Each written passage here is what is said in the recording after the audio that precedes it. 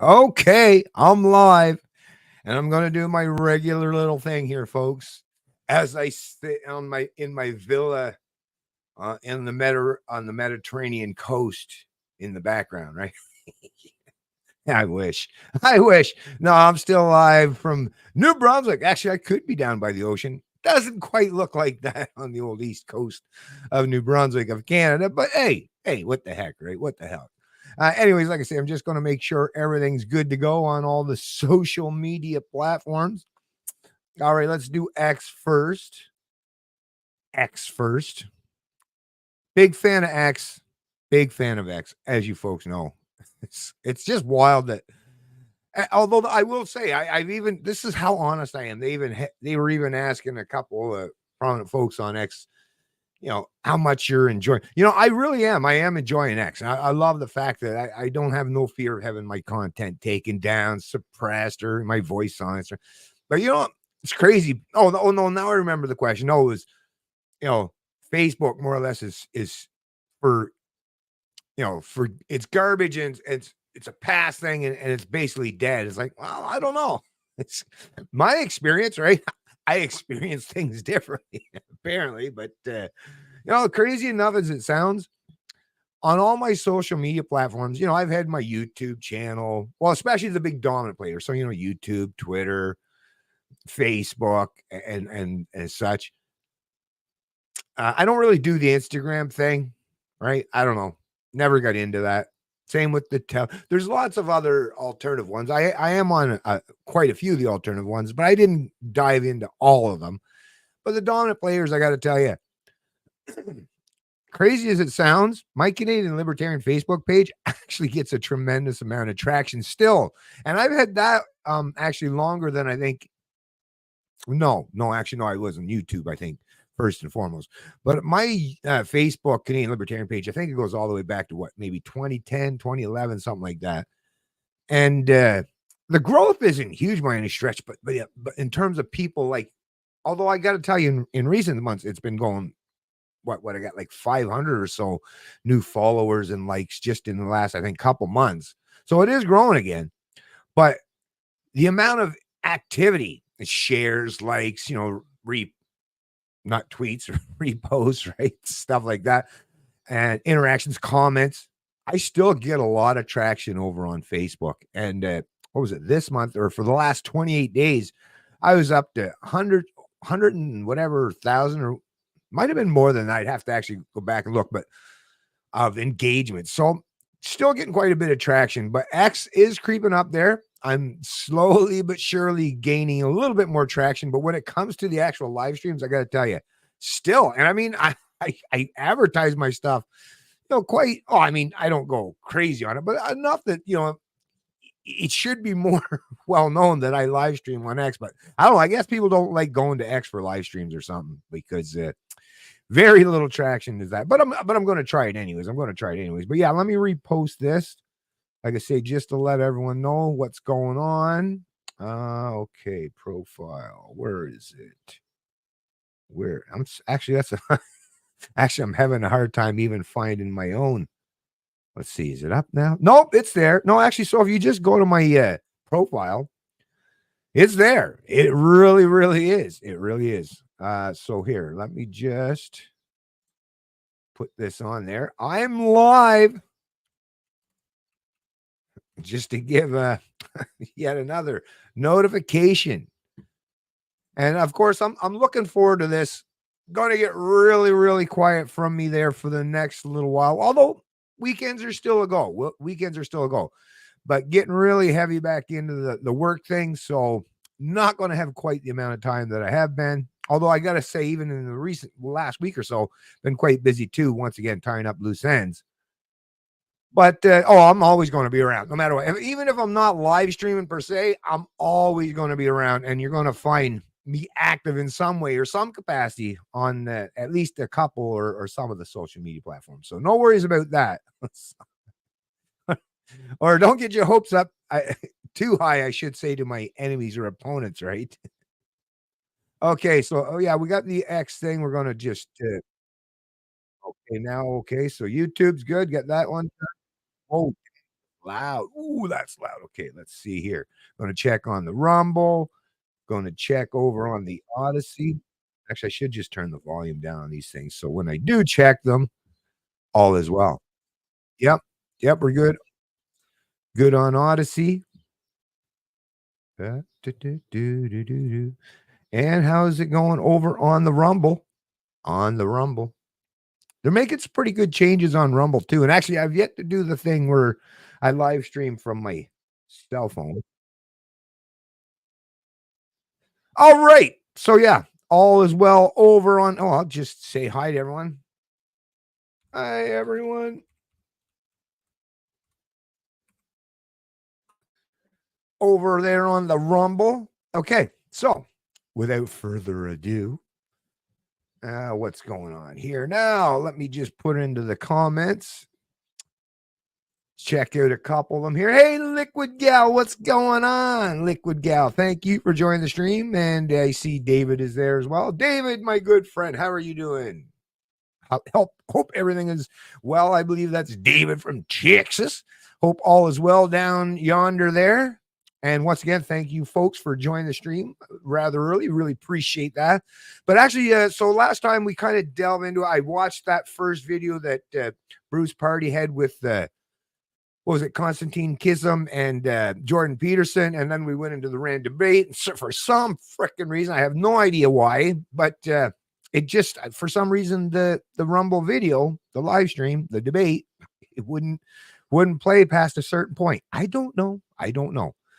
Still haven't figured out what exactly happened. But I figured before I actually get into it, let me just read the actual article, the original article that Bruce published in Brownstone Institute. Shout out to Jeffrey Tucker and all the fine folks at Brownstone Institute. Some great libertarian thinkers and minds, of course. But yeah, let me just read the article that Bruce contributed to Freedom and or Brownstone Institute, because that's literally what got this whole debate started. So let me just read it first and foremost. Probably should have done that in the first live stream, but hey, what the heck? Better late than ever, right? So let me bring this on. Here we go. There we go. Once again, hope everyone's doing well. Probably not as well as me here in the nice sunny climes of the Greek islands, right? I wish, once again, I wish. A man can dream, though, right? A man can dream. I had a dream. All right, so I have a dream. Actually, you know what? Before I get on to that, let me just do this real quick. Like I say, we'll probably got to give a couple minutes for people slowly trickle into the stream anyway. So let me just say this, and you folks are probably seeing that out there anyways, right? All you folks that are active on social media, like the fucking insanity. And it's so NPC-ish. I mean, they're all parroting the same bullshit. And I'm talking like the lefties, the libs, the end dippers, right? the wokesters, right? The progressives. But it's so fucking hilarious. Like, talk about tone deaf and totally no self-awareness. These are all people, predominantly, for the most part, once again, hashtag not all, and there might be a few exceptions, but for the overwhelming majority of the people that represent the establishment or the left these days, right? They were all gung-ho. Still, there's even been polls put out in recent months, even long after everything's done, where still the majority of those lefties, right, supported the invocation of the Emergency Act, right? The overly harsh, unconstitutional, illegitimate, unjust, right, unreasonable, the whole spiel, rights infringing in invocation of the Emergency Act to target peaceful protesters, right? That were already, what were they protesting? Already government overreach in terms of vaccine mandates. So it's really, and once again, all peaceful, but yeah, the majority of the people that watch establishment news or fall on that left side, right? The left side of the political divide, the authoritarian side, I would suggest, but whatever, let's play the left-right game because that's how they like to play, right? Is they still support the invocation of the Emergency Act, even after the federal judge said, no, it was completely unconstitutional and illegitimate, right? But they still do. But meanwhile, those very same people, that group of people, once again, Hashtag not all. I recognize the individuals, unlike my fucking opponents, anyways. But listen to this. And of course, this is CBC, but you'll see it all over social media. It's not, once again, you'll know when you hear it. Liberals accuse Poilievre of planning to override charter rights with notwithstanding clause. Conservative leader has suggested he would use notwithstanding clause to pass criminal justice laws if elected. This is reported by Darren Major, April 30th, 2024. So, anyways, I'm not going to read from the article. I didn't even bring it on, as you see, but you folks know what I'm talking about. You're seeing it out there.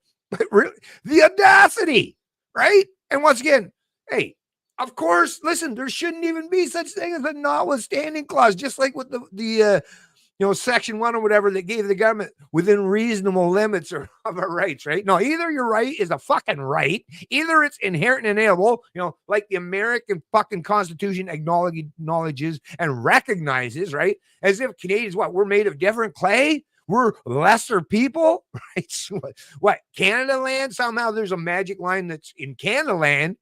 We don't have rights, we have privileges, right? But wait a minute, I'm a human just like an American. Well, how's that happen, right?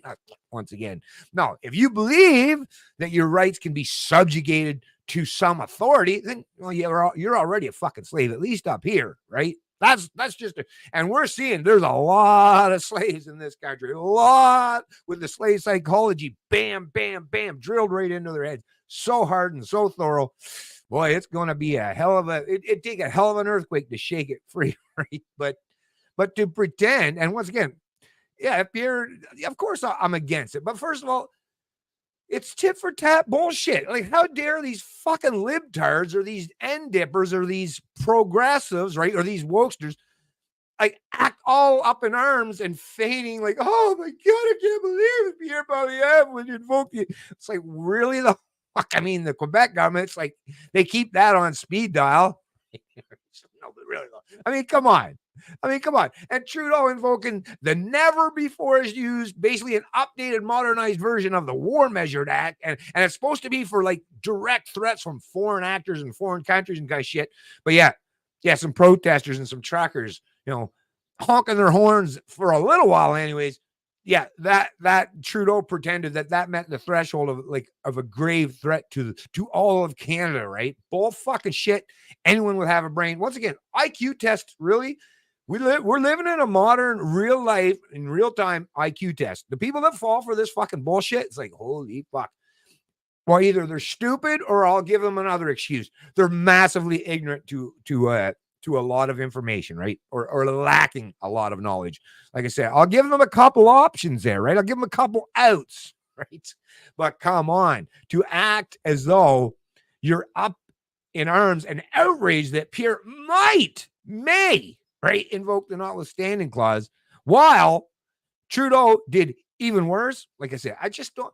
Anyone that's saying that shit, I just don't want to hear a word from you. I mean, you can, but it's falling on deaf ears because, yeah, you're a fucking hypocrite. You're a walking, talking hypocrite. And yeah, I don't take a whole lot of advice or worry a whole lot about the opinions of a bunch of hypocrites, right? Anyway, so yeah. I'm just going to close that bad boy down because, yeah, I thought that was quite wild, right? But yeah, back to the matter at hand. Oh, okay. Let me just read before I go here what David has to say here. I have to mention HR Bill 6090 makes Christian speech of certain Bible verses anti-Semitic and now illegal. Wow. Funny how none of this, the protesters speaking against Israel and Muslim. That is quite wild, David. That is quite wild. Well, I mean, that's the thing what we're seeing today. And that's definitely a reality too, in terms of the people, right? That are claiming to be on the right and they're just a bunch of virtue signaling, wokesters themselves, right? That want the state to conform, right? Or to promote virtue. Like, yeah, good luck with all that one. Anyways, yeah, thanks for mentioning that though, David. That's pretty wild stuff. Along with the meme, Diagolon, the anti-hate said, was a racist extremist militia network that wants to take down the government. Hey, by the way, Liquid Gal. I actually shared, if you go on my X profile, I actually shared Jeremy McKenzie. Actually, he issued a statement saying, yeah, he's not a big fan of Pierre Poilievre. and rejected the notion that he's, you know, he's a number one fan or a major supporter of the Conservative Party and all this stuff. So yeah, I mean, at least the man come out and you know, straighten the record, right? So yeah, if you want to see that, once again, you'll see I reposted that over on X, and share it far and wide, because yeah, the liberals using the whole diagolon shit. I mean, as you folks know, I've talked to Jeremy in the past. You know, it's been quite a few years now. We kind of had a bit of a falling out to a certain degree. Well, once again, I got nothing against the man in particular, but I just don't have a whole lot of trust for people that have a history or background of being status or functioning within the government. You know, his credibility has come up a little bit in recent times, but I don't, like I said, if I don't know the man, my automatic go-to position is if you're from the government, yeah, I'm a little bit untrusting of you, right? I'll side on the error, or I'll err on the side of caution and say, yeah, I'm not going to quite trust you. But anyways, the fact that the establishment seems so hell-bent on targeting the guy, right, and making him out to be this proverbial boogeyman, right, trying to tie him to, well, you know how that works, right? I mean, to me, is neither here nor there, but I never even got the sense in any dealings or conversation I had with the man. I never got the sense that he's anything like how the media is portraying them. And I mean, of course, come on, we know what the media is all about these days, right? And of course, the Trudeau, the true dumpsters and the end dippers, of course, they're going to be opportunistic and try to use him against everyone else. Hey, right on. I am a Daglin. Right on. Yeah. Right on, Liquid Gal. Hey, listen, whatever. Right. I mean, as far as I'm concerned, I was under the impression that it's more or less like a joke, to be honest with you. But to me, it's so what? Even if you are, right? I mean, come on, do your thing. Listen, I don't give a fuck what group people belong to. Even Antifa. Listen, you want to be an Antifa? Ooh, you want to be an anti-fascist? Go ahead, right? To me, all of this stuff, you know, what kind of group you want to align with, that's freedom of association, right? Until you actually commit a fucking crime, I don't really care, right? Don't really care whether you're left, right, or anywhere in between. You set up your own little groups, do your own little thing, and say whatever the hell you want to say, you know, as long as it doesn't get to the point where there's actual, you know, genuine solicitation of actual violence where there can actually be proved. You know how the way the U.S. Constitution works and how freedom of speech works. That's how my brain functions, right? Or even in Canada, right? If there is no actual crime, well, that's the thing though. Now they're trying to bring about hate crime. So in Canada, things are definitely shifting much further away from actual freedom of speech. Actually, we never really had it entirely, right? Once again, another one of those perks and privileges and Canadians think that are the rights. Although it's only a perk and privilege if you allow the rulers to make it so, right? It's a full-on right if you fucking stand in defense of it, right? So really, it's not just in the eye of the beholder, but in what the beholder of the right is willing to do to defend it. So there's that. But yeah, I mean, to me, I don't give a crap. People can do their own thing. And the fact that the media has been hell-bent in parroting the Trudeau narrative, the Trudeau liberal narrative, right? And yet it doesn't seem to be working. It's just like the whole Hillary Clinton and calling half of the U.S. deplorables, right? Under Trump, or, you know, it's not working there. It didn't work there. Well, I mean, Hillary lost, right? So obviously it didn't work for her. And yet Trudeau's going to try to double down. Trudeau and Freeland and the fucking the lib. I don't know. I can't even, I don't even feel comfortable calling them liberals because they're anything but a liberal, right? But the fact that they're going to try to rip a page out of the Hillary Clinton playbook and think that it's going to work up here is like, okay, you tried, you gave it a shot. Polls haven't come out subsequent to that, and no, you're losing support, just like with the U.S. They're trying to fucking railroad over Trump, and he gets more and more support. They're trying to railroad over, although once again, not that I'm a fan of politics, I just acknowledge that it's going to play out, and I sure shit hope that the liberals, I'm not that I'm a fan of the conservatives, but man, the liberals, they've just, and the NDP, of course, they have got to go. They have got to go. Not that I have any great faith or hold out any great hope that things are going to get so much better under Polyev, right? But yeah, the Trudeau liberals, please get the fuck out of Dodge, man. Get the fuck out of Dodge. But anyways, thanks for joining the live stream, folks. So back to, once again, I'm going to read from this article in Brownstone Institute. Freedom and Virtue, Friends or Enemies by Bruce Pardy, November 26, 2023. And it's under Law, Philosophy, and Society for tags, in case anyone wants to know. So I'm just going to double check here and make sure everything's good before I start reading. Yeah. So there's an elephant in the room, the speaker declared. He was right. I was at a gathering, as I often am, of people who aspire to rescue their countries from descending into woke, collectivist hell. But the attendees were not of one mind. Instead, there were two kinds of people in attendance. The elephant in the room was the tension between them. Across the West, virtue people and freedom people have been working together at conferences and think tanks, at school boards, on email lists, in living rooms, on X, and sometimes marching on the streets. They coalesce.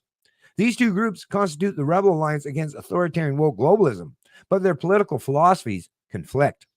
Virtue people, conservatives, believe that the virtue is the most important thing.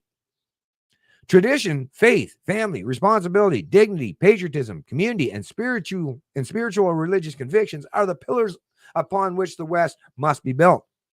Virtue people are often, but not always, people of faith, especially of the Christian variety. Laws, governments, and society, they believe, should promote the true, the beautiful, and the good. Freedom people don't share this view. Let me say this. Freedom people, so in other words, libertarians and classical liberals, right? They believe that freedom is the most important thing. Virtues, they believe, are for individuals to work out for themselves. The primary accomplishment of the West, they would say, is individual autonomy. The purpose of government is to secure individual rights to liberty. Freedom means the absence of coercion.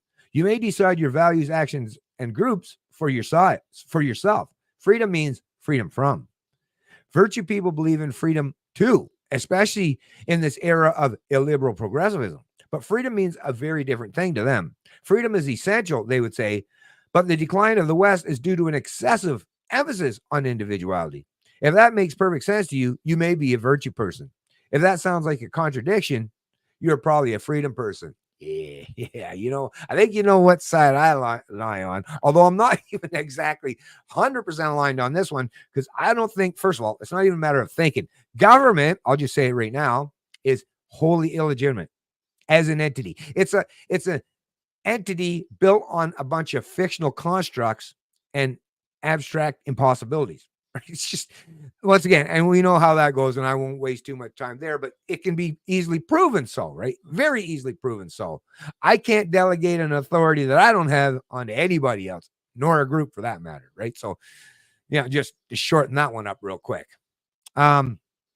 Freedom, they would say, means the disciplining of desire, which requires limits. Freedom is the liberation to act responsibly, to be transcendent, and to flourish virtuously. We become free, they would say, to the extent that our will becomes coherent with objective good. Freedom means freedom too. In the political sphere, these two kinds of freedom are incompatible. Freedom people expect their government to keep the peace and protect the individual, and otherwise do not interfere. Virtue people expect their government to promote the good with laws and policies. Virtue people support laws that prohibit behavior that is, in their view, immoral, damaging to human flourishing, or inconsistent with common good. Assisted suicide, prostitution, divorce, pornography, even heresy, just to start, shall not be permitted. To achieve their ends, virtue people rely on force. That's the key factor, right? At least that's what freedom people would say. Virtue people use laws to achieve their ends, and laws depend on force. Every legal rule identifies a circumstance in which the state will bend the will of its citizens. Without the monopolistic violence of the state, laws cannot be enforced. Virtue people are willing to use that force to achieve their virtuous ends. Therefore, allege the freedom people, they are willing to use force to have their way. Freedom people are decadent. At least that's what virtue people would say. If morality crimes do not exist and individuals are free to decide their own values, depravity ensues. Libertarians and libertines are cousins. Virtue people would declare. Excessive individualism causes indulgence, narcissism, and social decay. Well, let me just say first and foremost, libertarians, libertines, classical liberals. Listen, let's just acknowledge first and foremost that we're all individuals. And a libertarian, perfect example. So I'm a libertarian because of the fact that, I adhere, right, and I respect and promote the three core principles of libertarian philosophy, which is self-ownership. I own me. Nobody has any right to claim ownership over me. I am not a slave, subject, or serf to no ruler, right? Property rights. Not just me, not just my body, not just my mind, but anything I produce and provide, right, in the world, tangible or otherwise, is mine. That's property rights. And non-aggression principle. Not to use basically the golden rule. Don't use violence, force, coercion, theft, all those things, rape, don't hurt, don't steal, right? Don't take my shit kind of deal, right? So, basically preemptively. Now, violence is fine as a means of defense, but once again, those things give you at least a baseline understanding of how we should interact with each other socially or economically, but it's not the end all be all, which is why I'm not just a libertarian, but I do have, an affinity for some of those great Christian values. But once again, the difference between me and a virtue person is I do uphold a lot of those values that some of my fellow virtue people uphold, but I just will not use violence preemptively as a means to create virtue, right? Because if I'm using violence as a means to create virtue, just like when I was raising my kids, if I raised my kids under the pretense of using force or might makes right or fear, they might do what I say, or at least for a time. But have I really created a virtuous child or a virtuous young adult or a virtuous man? No, I've just created a conformist. And once again, we can see how that could backfire the minute that they're no longer under your thumb. And every parent alive, whether it's in their own example, in their own kids, with their own kids, or someone in their immediate vicinity or community, damn well how that works, right? Yeah. The authoritarian parent that thinks they're going to create this virtuous kid, how many times have we seen how, turned out to be the exact opposite, didn't it, right? Anyways, but freedom people can be, oh wait, no, did I finish that? Yes, would say excessive causes indulgence. Okay. But freedom people can be virtuous too. They can embrace faith, family, and community. They can disapprove of behavior such as prostitution that virtue people would ban. However, freedom people make a distinction that virtue people are unable or unwilling to make. Well, that's the thing. If you read the Bible, right, that's the thing, especially if they're Christians, using government force as a means to an end. Well, that's not what the Bible says. That's not what the story of Jesus or the stories contained within the Bible is. No, it's up to God to judge these people, right? Now, help as much as you can, right? But it is not up to me to be the final judge, jury, or executioner, right? That's very much contained. That message is very much contained in the Bible. So, yeah. How should people behave? How must they behave? For freedom people, the first is philosophical and personal. The second is legal and coercive. The answer to the first does not answer the second. Freedom people do not impose their moral judgments on others. They will not have others impose upon them. Paradoxically, freedom people have faith that virtue people lack, right? Right? Exactly. They have faith in spontaneous order. If we leave people alone, they say things will turn out fine. Well, maybe not always necessarily turn out fine, but at the very least, it gives everyone the best chance. Whereas creating a gigantic monolith, aka our government, which uses force as a means to an end for every end, right? And is the largest monopoly of violence in any jurisdiction. Yeah, that's a bad idea if you care about, virtue or freedom, right? Because think about it. I mean, the woke people are trying to usher in their own virtue and force that upon the citizens today, right? Very much akin and like the virtue people in terms of the Christian types, right?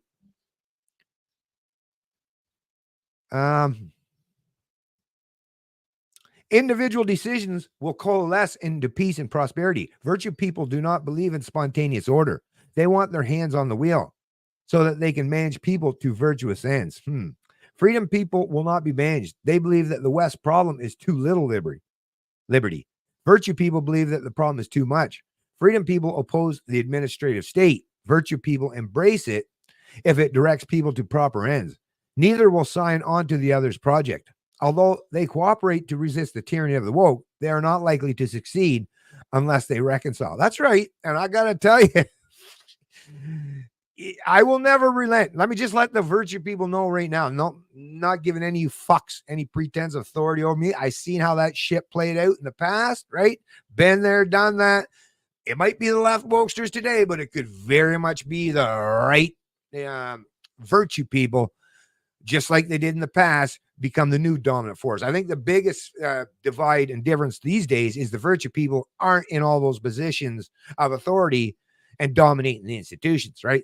So they're trying everything to pretend that they care about the freedom, when in reality, I think what they really care about at the end of the day is taking back power, right? At the gathering, most people were virtue people. The few freedom people present slowly realized that they had attended a kind of church to which they did not belong. Yeah. The virtue people who filled the room, steadfast in their conviction that they knew best what was right and good, did not seem to be aware of them, or for that matter, that they existed at all. Yeah. We libertarians know all about that, right? Just consider the virtue people, like I say, you're conservatives, and the freedom people, you're libertarians, and this is all applicable here, folks. Near the end, I spoke with an earnest, soft-spoken gentleman in horn-rimmed glasses. In his ideal world, the law would prohibit behavior that conflicted with the good as he perceived it. Well, I pointed out that some people in the room would oppose that enterprise with all their might. His mouth fell open, his eyes grew wide behind his thick lenses. That possibility had not occurred to him.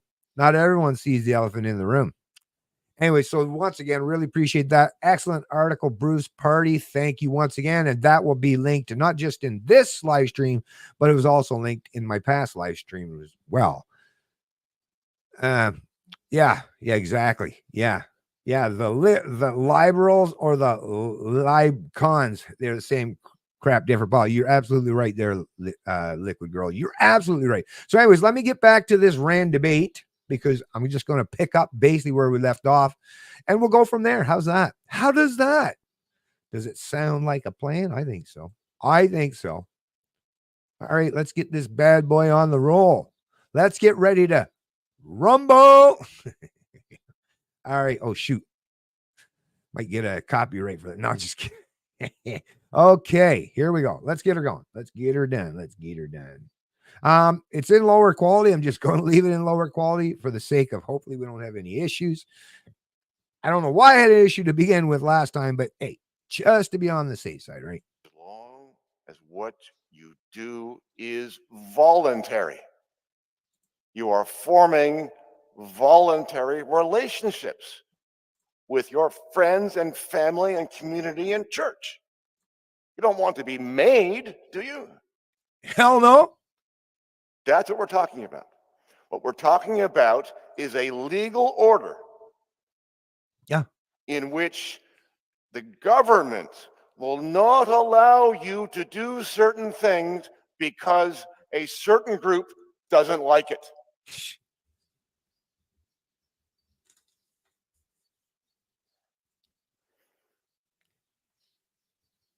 What distinguishes the West from the rest?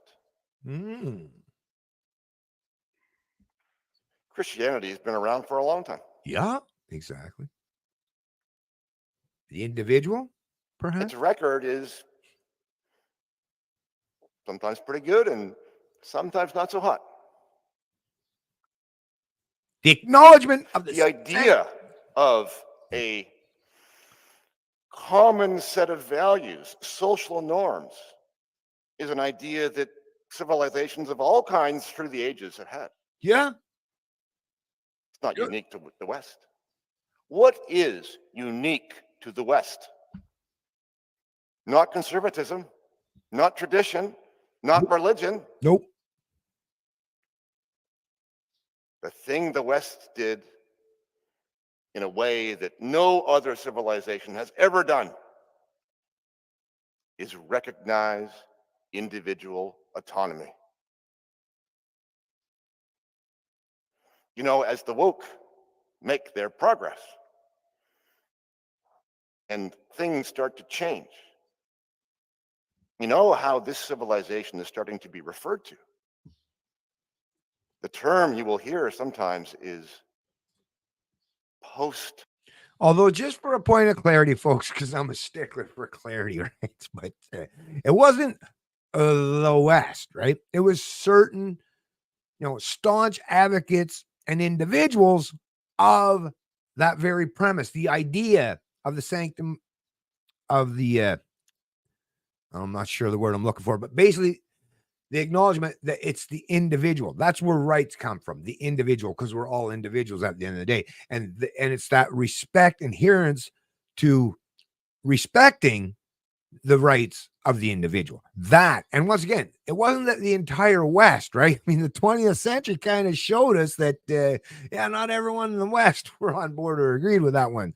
So predominantly, I would suggest is, rather than just use the blanket collective term, the West, although I get it to a certain degree. I kind of get where Bruce is going there. But once again, just as a point of clarity, it was certain individuals, and rest assured that they were probably outnumbered even themselves at the time when they first started talking about this stuff. Right? Yeah. And they probably had to basically drag enough people along with them that finally acknowledge and recognize, well, yeah, I guess that'll actually benefit me more than any other potential scenario or ideology or political system or any of that stuff, because we're all individuals, right? That's the thing. You don't have to play this identity politics shit when you acknowledge individual rights, right? You don't have to play that shit. You just have to say, listen, the people that say there should be black rights, or there should be LGBTQ rights, or there should be, religious rights. It's like, no, as long as you're an individual, then your rights are inherent and inalienable by the simple fact that you are an individual. Anyways, continuing on. Liberal, not post-conservative, post-liberal. Because liberalism is what we've had. Liberalism is what it's done. Now, I don't mean to say that conservative ideas have not had a part. Of course they have. For the past 200 years. In a way, liberal and conservative ideas have been the yin and the yang of Western civilization. But if you lose the idea of being able to decide for yourself the values by which you want to live, then we really are in a post-liberal society. Here's the thing.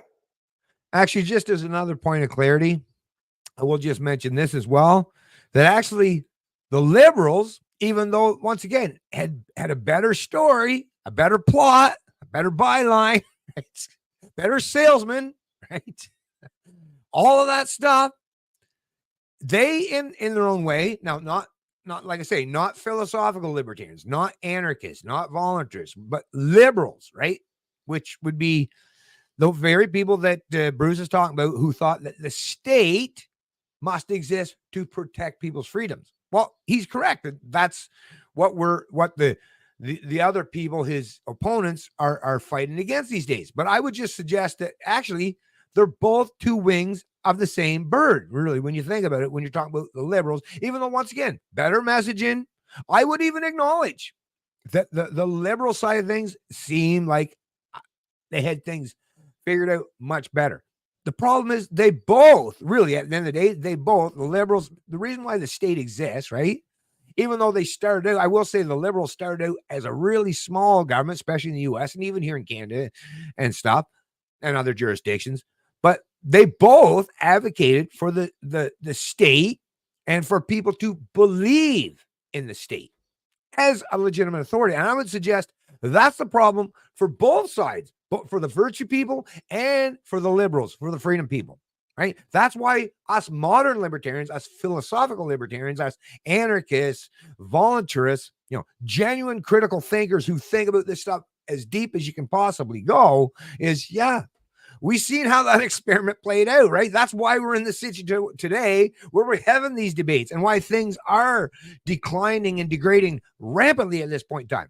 Is because, and I mean, I've shared the memes around, right? Once people realize that you can use democracy or the state as a means to clobber your opponents, to plunder their resources and their productive wealth and their income, right? And control how they act and behave, well, that's why we end up in the situation we are today, which is why libertarians are saying, okay, the next great evolutionary advancement, at least in terms of our intellects, in terms of how we do with other socially and economically, is like, okay, let's not repeat those experiments. Sure, it did good for a while, but once again, you're still tricking and convincing people to believe in a mystical authority that's not built or grounded in actual objective reality, right? It's all based on mysticism. Not a whole lot different than just giving someone carte blanche authority over you, because once you've convinced them that you are the authority, well, then they just have to use, political language, sophistry, manipulation and distortion of facts to convince you, right? When they're doing things terribly to you, that it's for the greater good or for your own good for that matter. So once again, I just have to point out that neither the virtue or the freedom people, if you're being completely intellectually honest and philosophically astute, you just have to say neither of them, right, are 100% correct in their assessment. But it is great to see this kind of argument or debate taking place, because that leaves the area and the room for for people like me to step up and point out some of the follies or failures in their line of reason or thinking from both sides. And once again, I greatly admire and respect both of these men. So this is in no way, anything that should be interpreted as something to insult these men, right? Not in any stretch. And I'm glad, hey, as far as I'm concerned, they might even believe like me. They might even think like me, right? But we live in a very status society these days, right?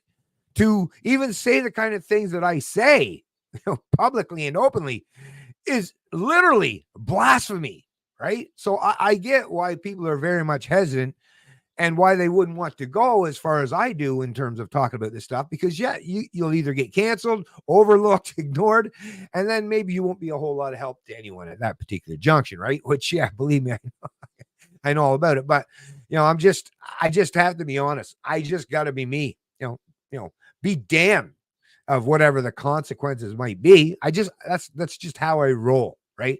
I'm a bit of a risk taker in that way. I've kind of been a bit of a risk taker all of my life. So I'm willing to step out and say or do things that a lot of people aren't. But yeah, I mean, I just got to say, folks, it's that belief in the state. Although I, just like my minarchist counterparts, in terms of especially people in libertarian parties, whether it's the Canadian or the American or the jurisdictional, like the provincial parties, I'm with my fellow minarchists. I want to travel down that same path to freedom as they are, right? I'm just saying that when they get to their final destination and the state still exists, well, I want to keep going even further, right? That's all I'm saying. Anyways, back to playing a little bit more of this. I don't want to live under the thumb of the woke. But I don't want to live under the thumb of the conservatives either. Hell no. I don't want to be told what to do. Nope. Don't tread on me. If you believe in liberty, I do. You really have to come to two epiphanies. The first one is easy. The second one is not. The first one is this: I don't want to be told what to do. Got that one.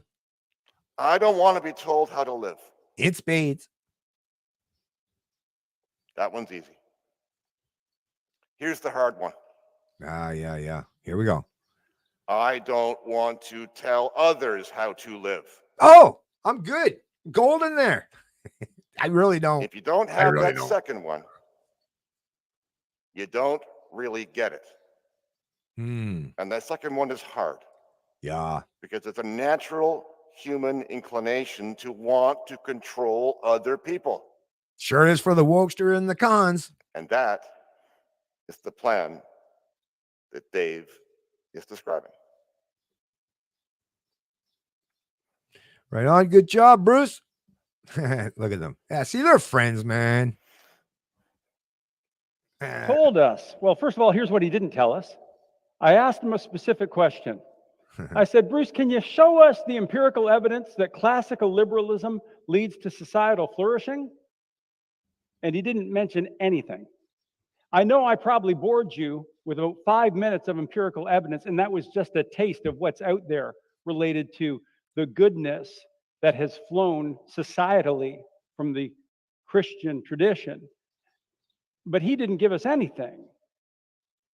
But he did make a comment, and I want to trace that comment about and tease it out a little. Once again, though, and I don't know if Dave is doing this on purpose or not, right? But you haven't pointed out anything that the state has ever done to create virtue either. You talk a lot about Christianity, and that's one area we're definitely in agreement there. Like I said, without force, the things that my grandmother taught me, or the things I learned from going to school or church or Sunday school, those great grand narratives and stories contained within the Bible, right? And the lessons that they teach you, those are awesome. But once again, it was the fact that, that force wasn't used the minute. And I got to tell you, I was on board as a child, even with those things. They sounded great. I tell you what turned me off from religion. Oh, I still have a close personal relationship with God, but what turned me off from organized religion is when I seen the hypocrisy, or the fact that they wanted to use force as their means to an end to, hammer virtue into it. Then it's like, okay, I'm out of here. Then you guys are talking contradictions, right? So this is the area once again where I'm completely on board with what David is promoting in terms of the Christian values and the Christian ethics. Right there with you, David. Right there with you, my friend. But, Christianity, right? The church don't have an army, doesn't have a police force, right? You don't have to worry about them using preemptive force or violence as a means to an end. It's not in their policy, right? Whereas the state, it is. All right, let me play this. A little bit. He says, your values should not come from the state. And to a certain extent, he's right. Your values should not come from the state. They should come from your mom and dad. Yep. They should come from your religious community. They should come from maybe some influential mentors. But we have to realize that your values do come from the state. Now, as a classical liberal, Bruce has told us that governments have no business promoting one virtue over another. I'm saying, as a conservative, there has to be a time and a place for such government action. And not only that, the reality is that it's going to happen because we don't want tribalism and we live as a nation, so we expect government to do its job. I said that we're in a most pressing time because society has begun to confuse evil for good.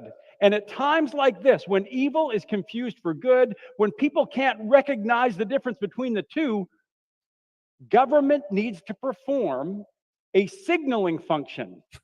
In fact, the signaling function of government should be its most important role in times like this.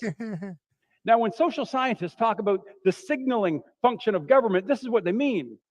What government promotes as permissible and honorable and normative, most in the population will too. And here's a very important variable to understand. When traditional institutions of moral instruction, like churches or schools. I just can't help but point out to David here, though. It's like, because that when he's talking about what the government promotes, the majority of the people will follow. It's like, yeah, 20th century. Let's see. Right? Stalin, Lenin, Mao, Hitler, Mussolini, right? Franco. I mean, come on. The list goes on and on. The Kim Jong-un or Il or whatever. Come on. I mean, and that's just some of the more extreme cases or examples where, it looked like a large percentage of the population, maybe even the majority, the mob, went totally along with what the state suggested, right? were virtues. Once again, how did that turn out? Not so good, right? Rules are either avoided or ethically compromised. Government as a signaler of what is good and what is not becomes even stronger. The role becomes even more important. You see, people can choose to avoid church. I mean, that's the other thing. Government as the signaler of what is virtuous or good. Like, oh man, I gotta hand it to Dave. Like, if he took this side of the argument just to do the like the steel man, he's doing a really good job, first of all. But man, it must suck to be on that side of the argument. But yeah, like to suggest that the state, right? Once again, the state, government is violence. Government is force. It's the thing that separates it from everything else in society, right? Nobody believes, sure, there's thieves, sure, there's murders, sure, there's rapists, but nobody like lays any political cover or makes excuses for what individual actors or private groups or gangs do in terms of if they're breaching proper ethics, in terms of using violence or force, coercion or theft as a means to an end. Nobody makes excuse, or the people that do, nobody takes them fucking seriously. That's for sure, right? But the problem is today is people believe in the state. And if you convince people to believe in the state, well, once again, that belief that's been jammed into their heads, right? I mean, think about it. Even if that belief in the state was jammed into the heads of the children or multiple generations by conservative, which actually they were in the past, right? But that's the thing. Your opponents will use that same belief in the state, right, to use that as their means to an end. This is a very large, irreconcilable problem with having the state as the final arbiter or decider on what is ethical or moral. It is actually the government. Government is the antithesis of morality or ethics. Or I should say universal morality or ethics. Because the state, by its very existence, infringes upon those very fundamental rights, those inherent and inalienable rights that we all, hold near and dear, and some of us take for granted, right? But nobody avoids government. So to paraphrase a line from the book of Genesis, what the government blesses, the people will bless, and what the government... And just because, currently, like right now, David, you're absolutely right. Government does exist right now. And people have no way of escaping it. Government's going to be there. Yep. Yeah, maybe today, maybe tomorrow, maybe even for the next week, next month, next year. But once again, the same could be said for slavery, full-on human ownership. You could make that case back hundreds of years ago that, hey, slavery just exists. It's going to be there, right? So do we use it for the good or do we use it for what other people, right? No, what we're actually working towards, us philosophical libertarians, anarchists, voluntarists, critical thinkers, those who actually want to vacate the state entirely and remove that aberration from people's brains is let's just stop believing, right? If you stop believing in that authority, and it can happen. People back then, like I say, back 100 years ago, if you told them eventually slavery in these jurisdictions, right, is going to cease to exist, they would have told you, yeah, right, that's impossible. Well, once again, things do a change, right? Nobody can guarantee or predict the future entirely, but we do know one thing's for certain. Things do a change. That is undeniably true, right? Government curses, the people will curse. Now, the most vivid, or what I would say brutal example of government moral signaling was the hatred that our rulers were able to generate against those skeptical of the COVID vaccines. But there are more subtle examples. I'll give you what I think is the most famous Canadian example of the success of government signaling. In 2005, Canada became the 4th country in the world to legalize same-sex marriage. This new law in 2005 did not enjoy a groundswell of support from the Canadian people. The courts were the one who demanded that it happen. But most Canadians didn't want it. Polling by Angus Reid Group and several others showed that 60% of Canadians did not want legalized same.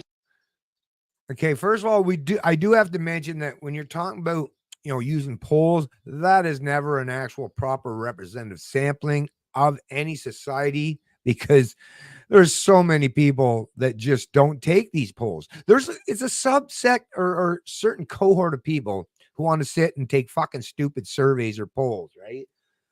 For these pollsters, right? So, and I'll just point out first and foremost, as a Gen Xer growing up, no, it wasn't the government, anything the government did that got me to accept, the LGBT community or all this. It was just proper ethics and interactions with people like that in real life and acknowledging, oh, so you're just a human after all. Or think about all the cultural drivers. If you think about, the 70s, the 80s, and the 90s, movies, music, televisions, major cultural drivers. And when I was growing up is, people from, let's say, the LGBT community were presented to us. I mean, just think of your Boy Georges or some of those rock boy bands where the guys look way more chickish than some of the chicks, right? Back in the day, or a lot of these other things that become more acceptable. It wasn't because the government, is because the culture put forth, these narratives and these messages without using force or coercion, right? So Hollywood, right? You go and pay for your ticket, or you pay for your cable subscription to watch whatever TV, or you buy whatever music to listen, whatever the lyrics and stuff that you listen to. But it was those cultural drivers that played, I'd say, an outsized role in getting people, at least certain demographics and generations, more accepting of this stuff, right? That live, live mentality is something that's very susceptible for human beings, because I think it would have been, not just in modern day context, but even historical context, having a live, let live mentality, like going out preemptively causing harm to people, I think would have been much more conducive as having any kind of, whether it's a free society, a free community, a free village, a few free, whatever that you happen to live at the time, is seeing things that actually work, not just to benefit other people, but benefit you as well. So you can end up with less enemies too, right? Less opponents, which is always good for your own mental health and ability to stay above the, instead of being put 6 feet under, right? So I wouldn't say that government per se, right? Government basically come along after the fact, right? Once that had already happened or taken place predominantly for a large part, then what? They're going to come along and claim that they did it? No. And I don't even know if Dave actually believes that, but he's got to make his case, right? He's got to make his case. Sex marriage at the time. But once the law was in place, once the government had morally signaled that same-sex marriage was permissible, honorable, and normative, Canadian people followed their lead. In just 5 years, by 2010, the numbers had switched.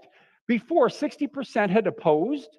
Then 5 years later, 60% of Canadians surveyed agreed same-sex couples should be able to legally marry. We also have other examples of government signaling.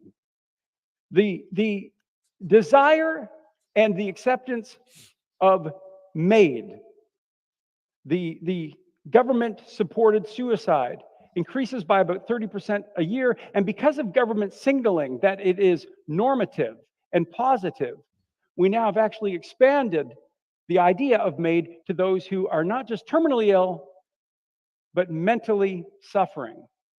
That's a huge change. That's a government signal. Also, we saw in the legalization of marijuana, the British Medical Journal has said that since the legalization of marijuana in Canada, we've seen the greatest increase in use by youth, because youth are the most susceptible to government signaling. See, once again, all these things rely on self-reporting and people being honest when they take polls or surveys. That's another thing. That's another thing. Come on. No, it's just that people might feel more comfortable, right? Answering those polls in a way, right? Now that it's legal, people might be more comfortable. You don't know what was going on in their head prior to this, right? Whether you're talking about the same-sex marriage or even the drugs and all that stuff, you don't know what the hell. It's just that, oh, it's okay, it's safe, it's legal now. The government's not going to beat me down or target me in any way, right? Or cause harm to me or anything, right? Oh, it's safe. Okay. Well, I guess I can answer the question honestly now. Or whether, like I say, whether they're being honest or not, they feel at least there's more leeway for them because it's become more acceptable. Or maybe not more acceptable, but because the government isn't going to use violence or force against them, because that's, once again, what government is at the end of the day.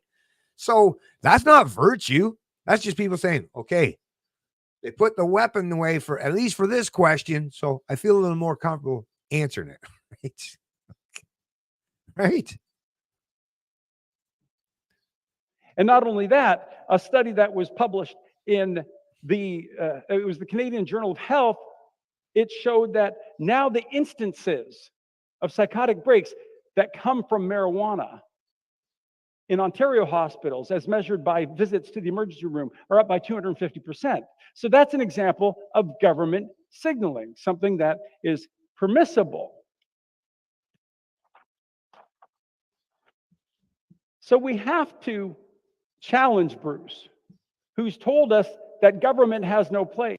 Not to mention, if the government's signaling for that something's okay, right? That's a pure utility argument. What about the ethical underpinnings of that thing, right? I mean, once again, David even acknowledged, yeah, it was government messaging, right? And nudging and signaling that caused a whole lot of harm to a whole lot of people. And people went along with that shit, right? I would say the plurality, the majority of people, in terms of targeting the unvaccinated, right? So there's that, right? Making a pure utilitarian argument, that's, like I say, especially if you're coming at it from the virtue side of things, I don't know how a virtue and the utilitarian argument exactly lines up, right? Certainly, there are other institutes, churches, families that do have a place, but the place of government is undeniable. Let's stop pretending. Even when a government says nothing, it's saying something. In its silence, it's saying this is okay too. The conservative knows one way or another the government is doing moral signaling. So the conservative political position is to accept that reality and have the government promote ideas based on time-tested truth and clear evidence of social flourishing. As a government operating under conservative principles, not classical liberal, the government's not ashamed to say the traditional values and culture that made the West the most free, the most fair, the most successful should not be abandoned. In fact, they should be celebrated. But here's the problem for Bruce. Bruce has already told us that the classical liberal can't do that. A government following classical liberal principles must not do that. A government run under classical liberal principles has to be neutral and not choose sides. Classical liberals are not as bad as progressives because progressives hate traditional Western values and culture. But over time, classical liberals are just as dangerous because classical liberals are moral relativists when it comes to the public sphere. When you ask a classical liberal, should a Western government promote Western values? They have to answer no. But conservatives know if you leave the public sphere as an ideological vacuum, it's great to be a libertarian and not come placed to fill in it. either side of these camps, huh? Bruce has told us there's no such thing as a sin for a classical liberal, except to say that something is a sin. So, Bruce, I'm confused. Can you tell me, how does a classical liberal government get us out of this mess when classical liberals insist that government should not advance a specific moral choice?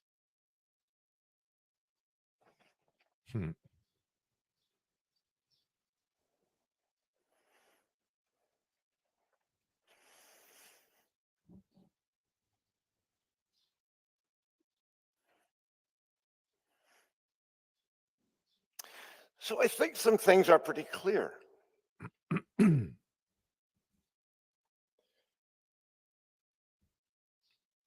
Dave's been very explicit about what he means. And I agree with him about what he means. And the choice is whether or not we can stomach it. Dave's not talking about virtue, not in the sense that I described, where the hero comes along and then tries to make a decision about whether to go to the light side or the dark side. Those are not the choices that are being presented. The choice is to have our government prescribe behavior. In other words, Dave is describing conservatives not as virtue people, but as coercion people. We are going to make you behave this way. Yeah. Now, if you're up for that, then there's no reason why you shouldn't go along with that. But let me tell you this. You are doing exactly the same thing as the woke. Yep. Just different content. And this is the thing that progressives and conservatives have in common. Oh, their particular ideas about what's good are completely different. But they both share the conviction that they know best what is right for everyone. And God damn it, they'll make you do it. God damn it. They've asked for evidence. Here's some evidence about what has happened in the past when conservatives were ascendant in the culture. We had prohibitions on gay sex. We had prohibitions on the consumption of alcohol.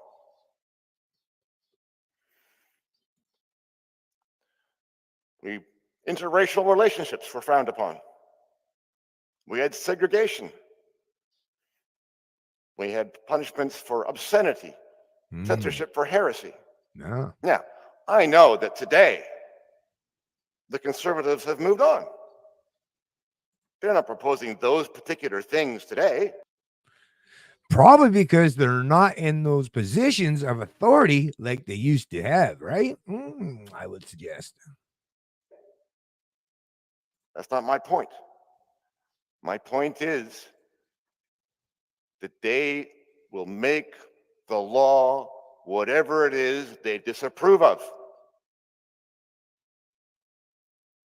The content doesn't matter.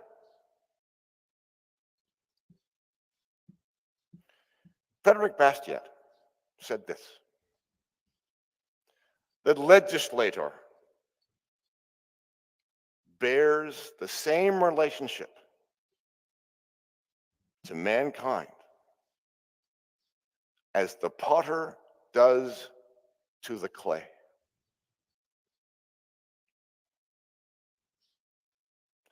But no one wants to be the clay.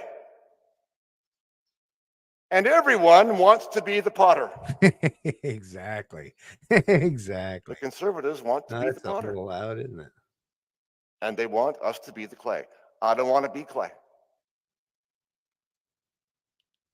I do not want to do what a conservative sensibility requires me to do.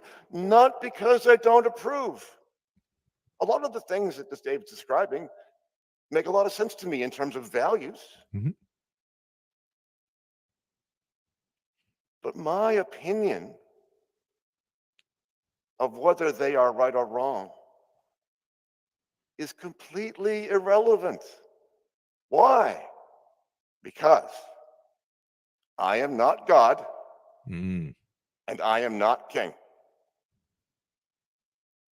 And so when somebody else wants to go off and do something that they think is right and that I think is wrong, and has no effect upon me at all, I am not about to want to have a law that says they can't. Right on. Right on. Now, what about responsibility? Because this is a favorite theme of conservatives. Yeah. We have to have people who have responsibility as well as freedom. What about responsibility? Yes. If you have a liberal order, and I mean that in the original sense, then you have responsibility by definition, Yeah. because Even you more have so in the the absence freedom of the to state. make your own voluntary choices. If you decide to do something stupid, And suffer the consequences. the responsibility is yours. That's what keeps people in line. It's what we don't have today. Responsibility and control always go together. And when people say, oh, we need the cops, we need the state to protect us from bad people. No, right? Think about it. People who wish to do you harm, the only thing that prevents most people from actually doing them is the threat of retaliation. Now, in the current iteration, in our current form of statism, in our current world we live in under the state, it's you got to call the statists, the cops, to come and protect you. Whereas in the absence of the state, that personal responsibility, that onus would be on you as the individual, right? And really, at the end of the day, it's that threat of retaliation that is the greatest deterrent. Now, once again, even a private individual with, you could have all kinds of weaponry, some very powerful stuff. It doesn't mean it's always and forever going to prevent you from ever suffering under the hands of a criminal. Doesn't guarantee it with any amount of certainty, but it gives you a much, much, much higher level of protection than this belief that you can just call when a direct and imminent threat is present right now, that you can just call and outsource that, right? And I'm talking even if in the absence of the state, even under private security or potential dispute resolution organizations in the future. No, at the end of the day, even those are not going to be able to protect you from everything. No, that's where that personal responsibility comes in real handy, right? That's the thing. You're never going to create any world where there's a removal of any potential for crime to happen. But what you do get with the state is a guarantee that the worst among us, the ones with the most criminal act or criminal intent, are going to gravitate towards that organization, that entity where they can do the most harm, which is the state, while they get to pretend that the harms that they inflict are just, legit, and for your own good. If brother borrows the car and bangs it up and sister gets in trouble, sister says, but hold on, I wasn't the one driving it. Brother had control of the car. Brother, therefore, has responsibility. The two things travel together. Yep. So the conservative claim that the liberal order does not produce responsibility is bunk, absolute bunk. Mm-hmm. It's only in this leftist, illiberal, progressive, woke environment in which the state rushes in to take away responsibility for the bad choices people make. And I'll add one more thing. In our liberal order, freedom is universal. Yes. That means everybody has it. One of the difficulties with the woke situation we now have is that is not true. People are being given the freedom to make all kinds of claims or make all kinds of choices. For example, to claim to change their gender. Now, in a liberal order, You can do what you want. If you want to do that, you're free to do it. You Yeah. can call yourself a Crazy as woman it if you is. want. But everybody else is free too. Exactly. And they can see you as they see fit and call you what they want. And you can't force me to That's pay what for it. universal freedom means. Exactly. Boom. Mic drop. No, I'm just kidding. You got your work cut out for you there. I hate to beat a dead horse. But I'm trying to figure out when Bruce is going to tell me what the empirical evidence is that classical liberalism has any track record of societal flourishing. Where's the proof?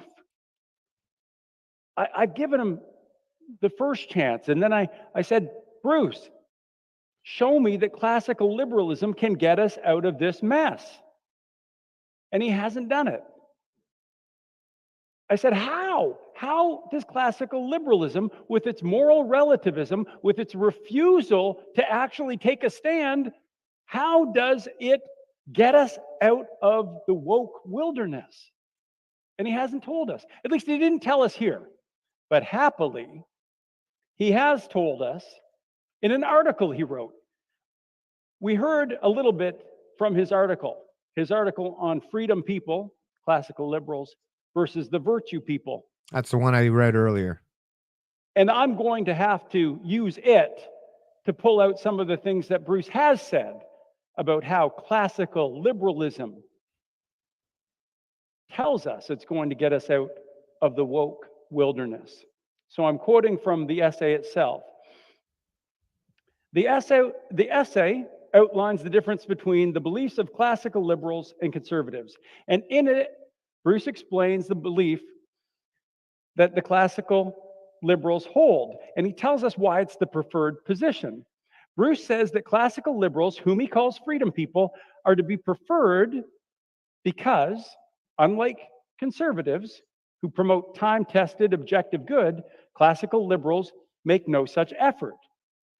He's told us this again and again. He says, the freedom people do not impose their moral judgments on others. The freedom people do not impose their moral judgment on others.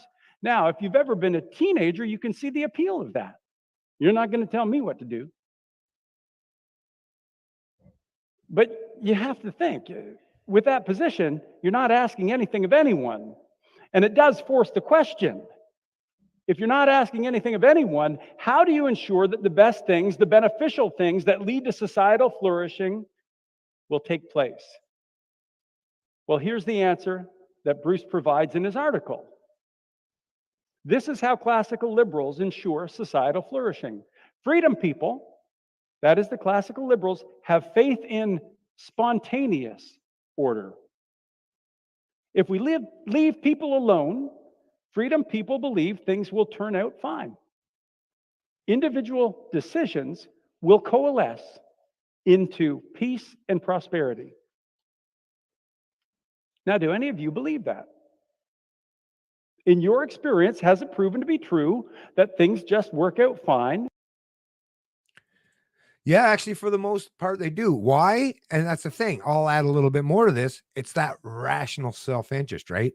It's not that people do it solely out of benevolence. I mean, this even perfectly aligns with Adam Smith's the line from the Treatise of Government, right? Or whatever the hell that book was there. I got it here somewhere. Anyways, but where he's talking about the butcher and the baker. It's not the benevolence of the butcher, the baker, why you can get your bread or your baked goods, right?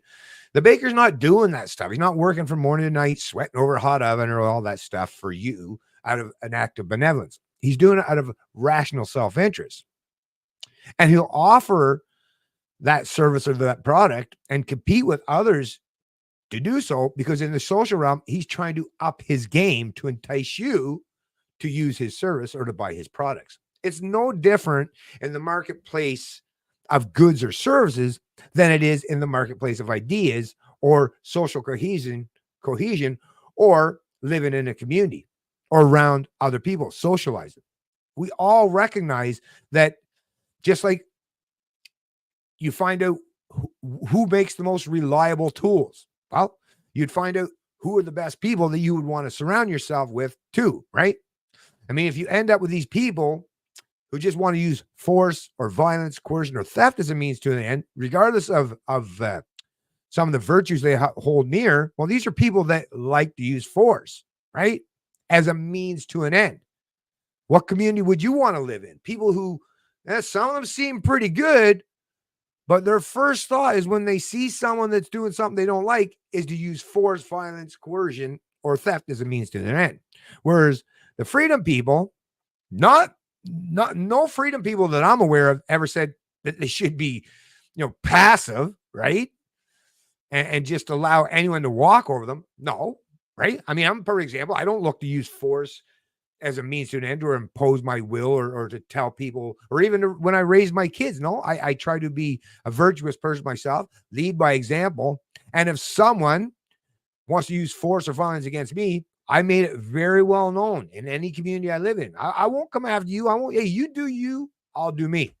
But if you try to use force as a means against me, that's where we're going to butt heads. And that's where you better make sure your force is superior to mine, because I'll bring it back in spades, right? That's what I didn't have to raise my sons with violence or intimidation. I just showed them to walk softly, carry a big stick, be self-aware, be competent, put yourself in a good position physically that you're not going to be overwhelmed quite easily or readily by other people, and like I say, you'll have many, many less enemies or potential conflicts if you treat people the way you want to be treated. The old golden rule, the old live, let live mentality, right? The people who want to use force are typically the kind of people, got to walk around bodyguards all the time, right? Looking over your shoulder all the time. Yeah. Sounds like a pretty shitty way to live as far as I'm concerned. Anyways, back to the debate. That individual decisions will magically organize themselves into a spontaneous order if you just leave people alone. And as you mull that over, think of downtown San Francisco, think of downtown Seattle. For that matter, think of downtown Toronto or downtown Vancouver. Now, for those of you who can't imagine those places because you don't watch the news or you don't get out very much, let me paint a picture for what you're missing. Picture stores closing because they're robbed into bankruptcy. Picture open drug use in every park and even outside of schools. Picture tent cities and panhandlers. Picture police. Now, I just got to point out here, think about the kind of places and jurisdiction that David's talking about there. It's the state.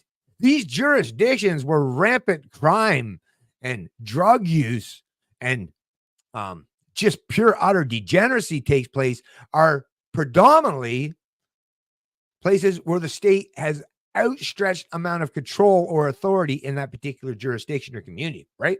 A lot of these places, actually, a lot of these cities that he brought up have a big giant state who will give these people their drug of choice for free and force we, the taxpayers, maybe some people who are not druggies, to pay for it, and maybe against that kind of stuff to pay for it, right?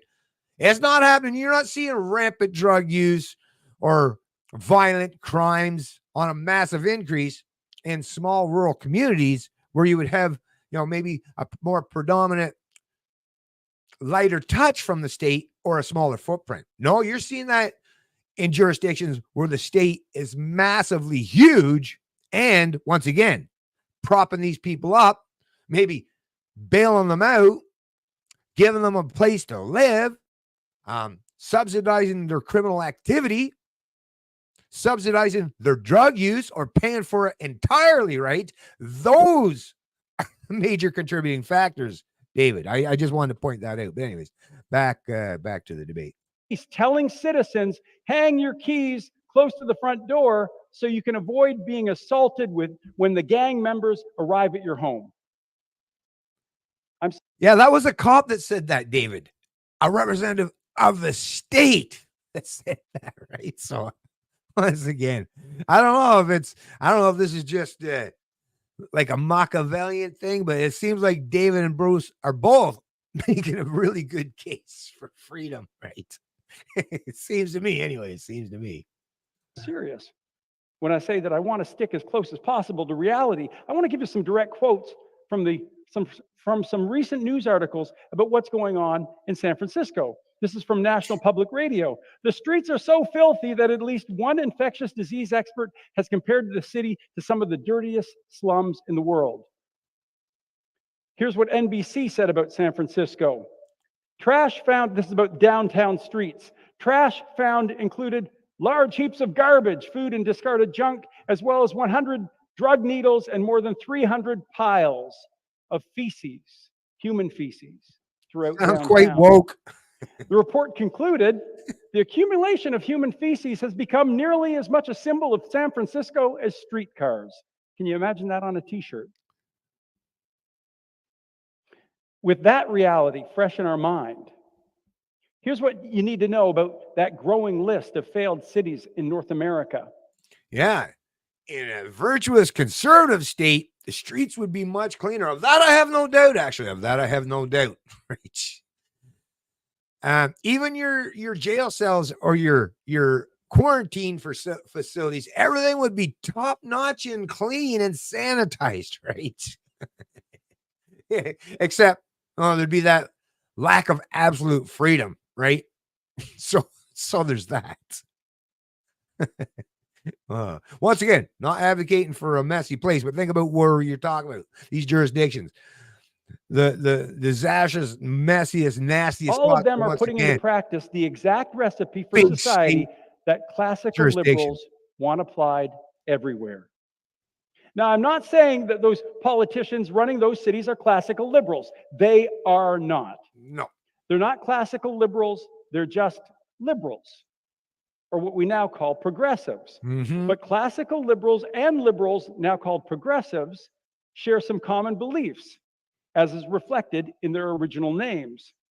The progressive politicians running these failed cities, like classical liberals, are absolutely committed to the idea that spontaneous order is going to arise from the rampant crime and drug use. They're committed to the belief that if you leave people alone, things will turn out fine. And like the classical liberals, they are absolutely opposed to any public endorsement of the historically vindicated virtues embodied in the Judeo-Christian tradition. I think it's incredibly interesting to note that San Francisco and Seattle, in addition to leading U.S. cities in social ruin and non-judgmental policies, they also have the lowest levels of practicing Christians in America. So as you think of San Francisco and Seattle and Toronto and Vancouver, ask yourself, do you believe that classical liberals, when they claim societal flourishing will return through spontaneous order, is it true? Do you believe that drugs and crime and feces will coalesce into peace and prosperity? Is that reality? Do you believe it? Conservatives don't. Conservatives don't believe you can leave the public sphere a moral vacuum, making no claims of what's good, and expect everything to turn out fine. Instead, another thing I just wanted to point out here. Once again, I get that he's just making the arguments for his side of the particular debate. So once again, this isn't personal towards David or nothing, but I would suggest or ask, David or any other conservative that may be watching this video is so, because if that's the thought process of a lot of conservatives, which I don't doubt it is it them projecting that the only reason why they're virtuous is because it comes as a consequence of the fear of reprisal from the state, right? And is that really being virtuous? If the only reason why you're doing what's considered the right thing or being a good person is because you're scared of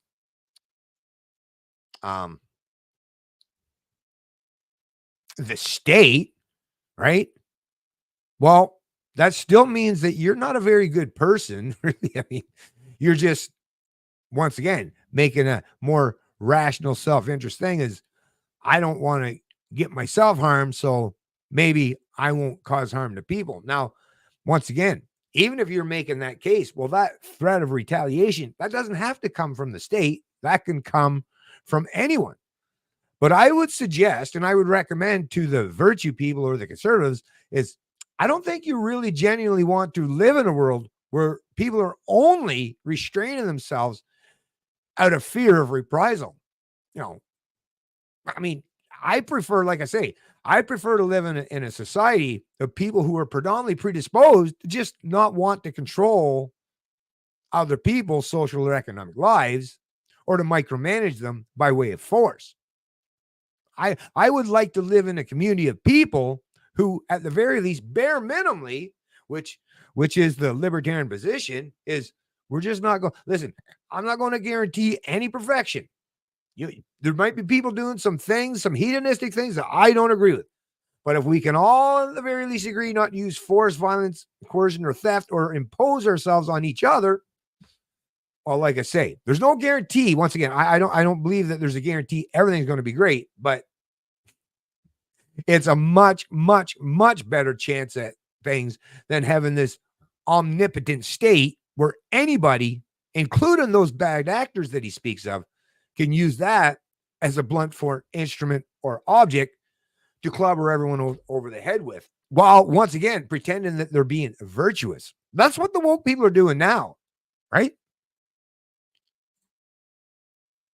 Based on thousands and thousands of years of historical evidence, conservatives believe if you pretend that all moral choices are equal and you leave the public sphere a moral vacuum, you will not get spontaneous order, but you will get San Francisco. So I'd like to give Bruce an opportunity. Bruce, what am I missing? Can you show me where that classical liberal dream of spontaneous order has become a reality? Where? Wherefore art thou? Drama. Okay. Yeah, why?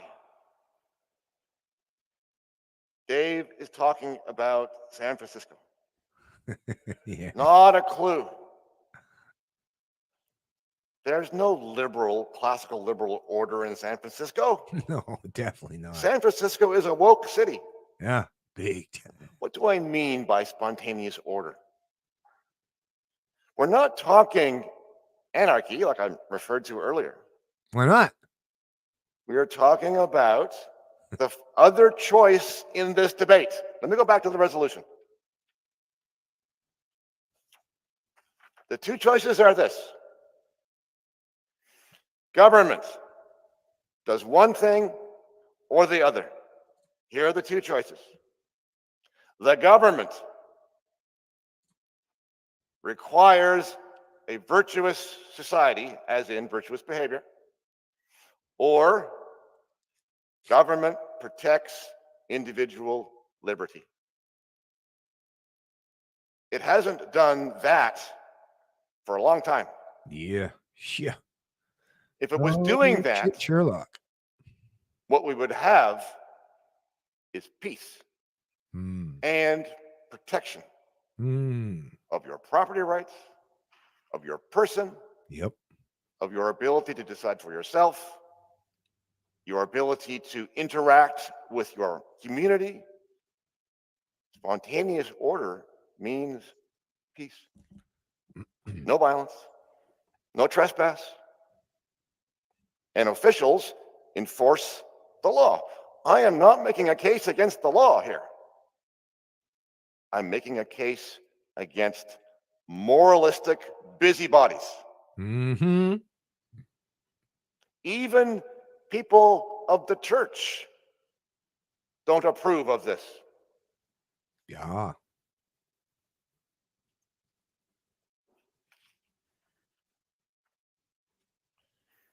C.S. Lewis. C.S. Lewis. Of all tyrannies, Yes. a tyranny sincerely exercised for the good of its victims may be the most oppressive.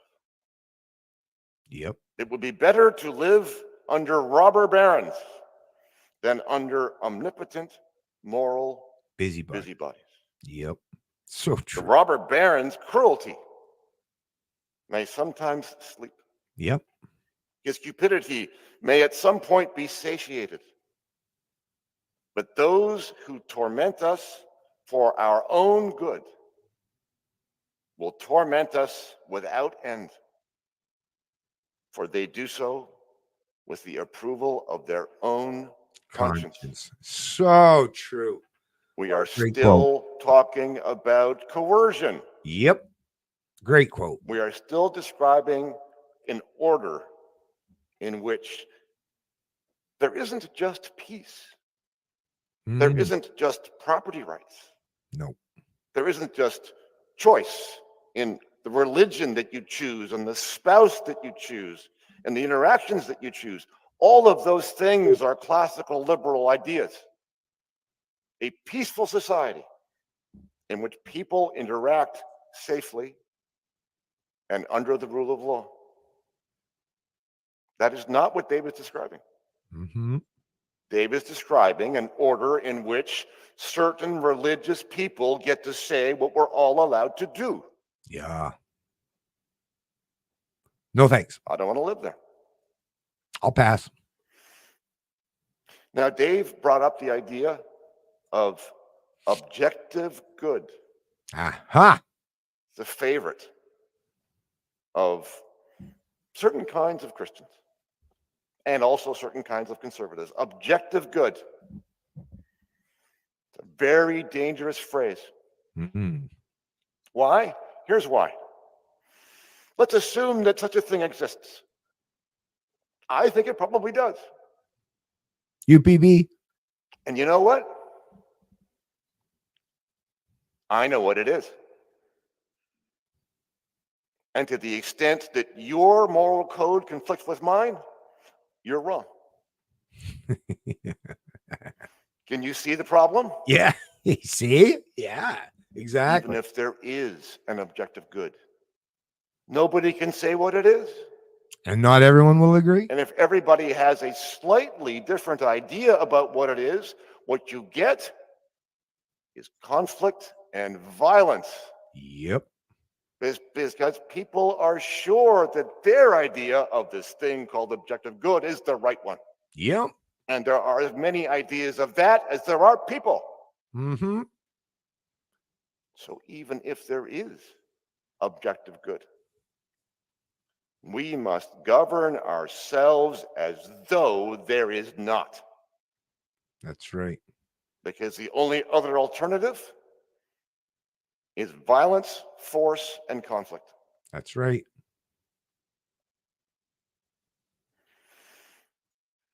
I have nothing to do with San Francisco, nothing to do with Portland, nothing to do with Toronto. The governing regimes in those places have nothing to do with classical liberalism. What you would get with classical liberalism is an order in which people are free and safe and live comfortably under a rule of law and able to make their own choices. And be personally responsible without offloading the social or economic costs, which is what the state creates.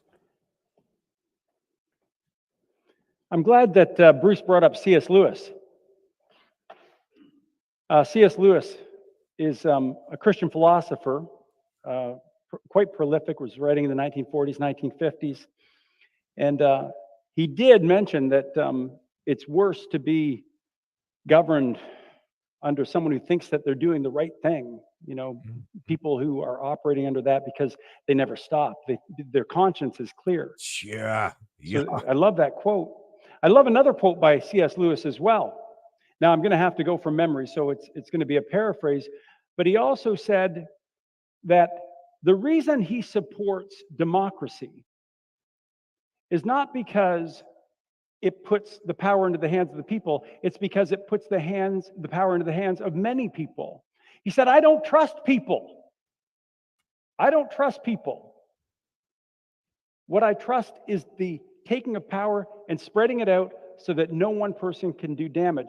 But what he did say he trusted was the 1,000 upon 1,000 upon 1,000 year history of the biblical tradition that test and retest showed what was good for society. That's not the state, though. So where we can go with C.S. Lewis is to a very specific point, that we shouldn't trust ourselves. I agree with Bruce. We shouldn't do that. Instead, we should look to thousands of years of history. You see, the conservative, here's what the conservative does. The conservative says, I'm playing chess. And the classical liberal says, I'm playing checkers. You see, the classical liberal, they make one move. The conservative, they see the whole board. And because of the map, or in this case, let's use the metaphor, because of the guidebook that's been passed down through tradition for thousands of years, they know where every move leads. This is exciting because they don't have to depend on themselves. They have the guidebook that shows what will happen with each move, and therefore they don't have to make the mistakes. But Bruce is making a mistake. And the mistake that he keeps making is a category error. Earlier, he said that conservatives are like progressives. Conservatives are like progressives because they want to take away your freedoms. And I would say, again, the historical record shows the single greatest freedom produced in nations has been because conservative Christians, sometimes not even people who are religious, but just abiding by Judeo-Christian tradition, have chosen to make those virtues the law of the land. So again, I'll ask Bruce. Bruce, can you give me an example where classical liberalism has led to societal flourishing?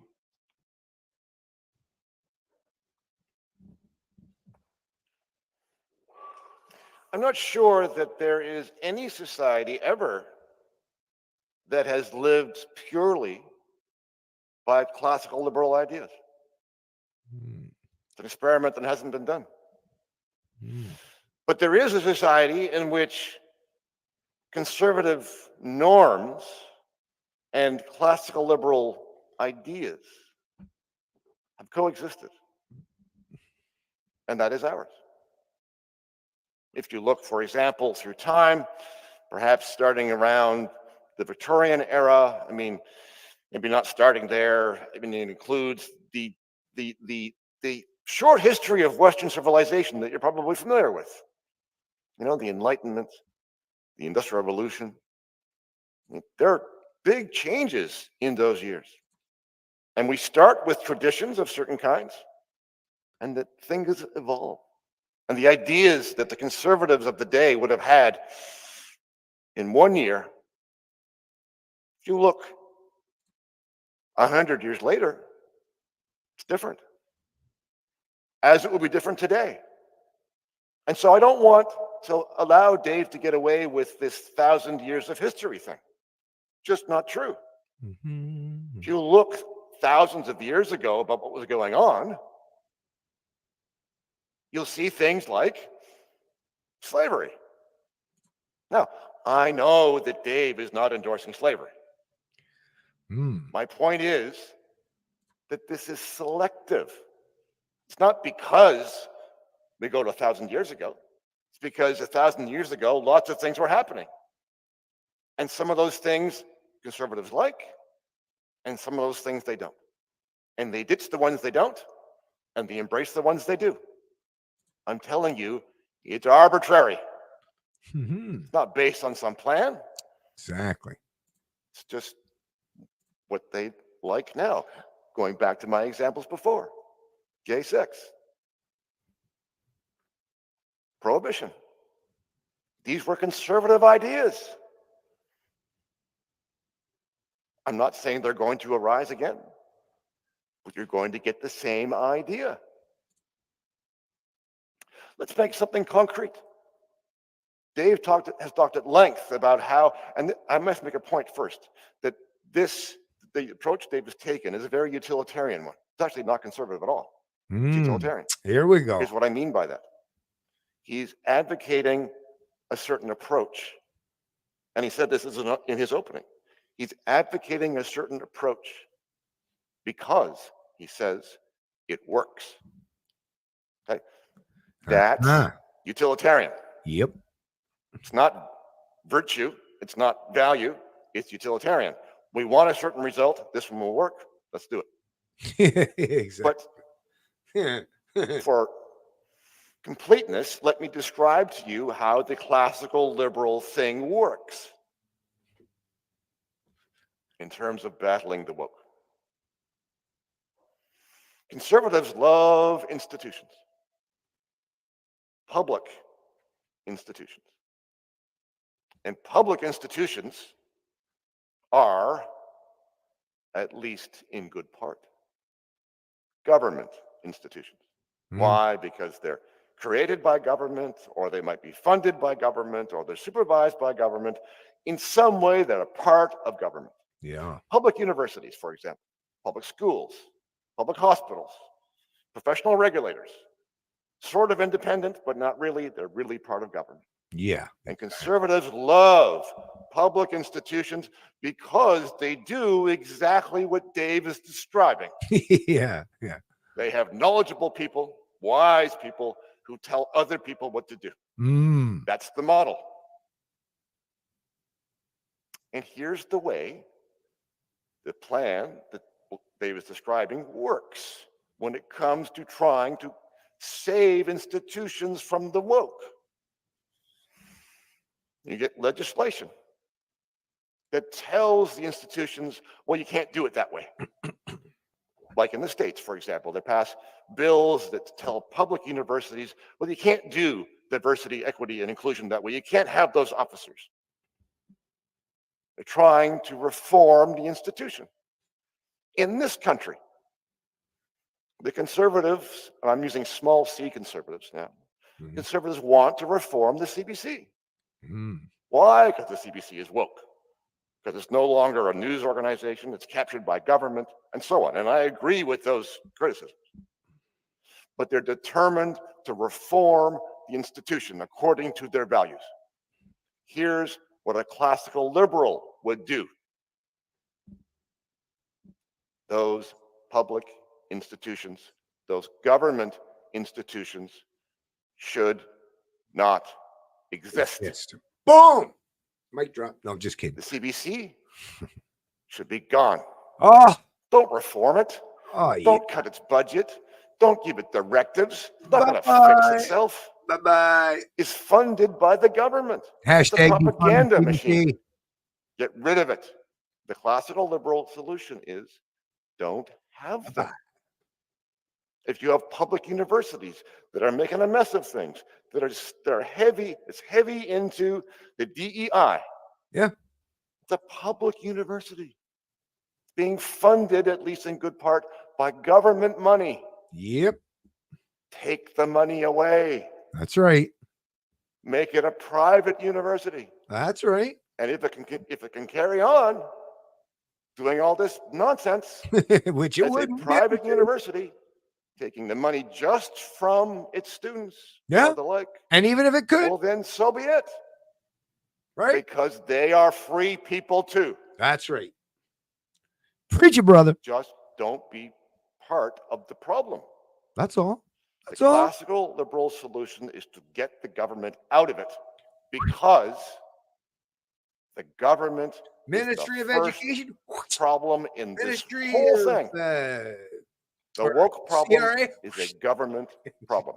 Not only, That's my Millier but if you impersonation. had government out of Javier it, Millier. including all its money, all its interference, all its institutions, we'd be an awful lot further ahead than we are right now. Heck yeah.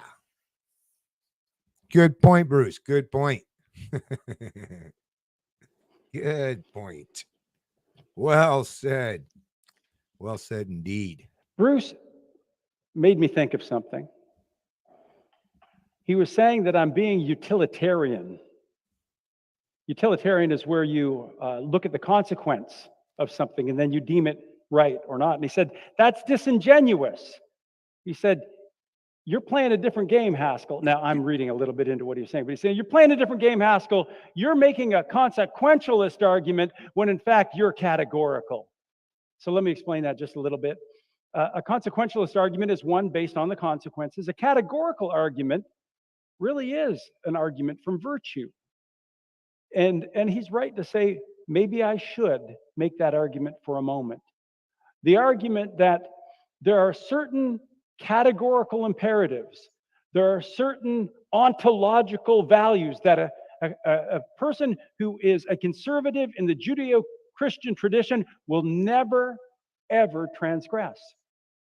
And I want you to know about that because it will show you that your safest government is one that is abiding by the traditional virtues of the Judeo-Christian tradition. You see, the reason that conservatives are not progressives, the reason that they will never become capricious authoritarians is because of this guy named Jesus. And Jesus, they actually take what he says. They take what he says seriously. In fact, they take it as commands. And he makes all these very impractical commands, like extend justice. See, this is where David is, he's mixing up. He's saying conservatives. Now, I can understand if he was simply using Christians, but even if he used the word Christians, this is the thing without acknowledging the individuals. Not all Christians think, act, behave, and believe the exact same things. And but at least these are people who, like he suggested, are all proponents of God and the Bible, at the very least, right? But conservatives are not Christians.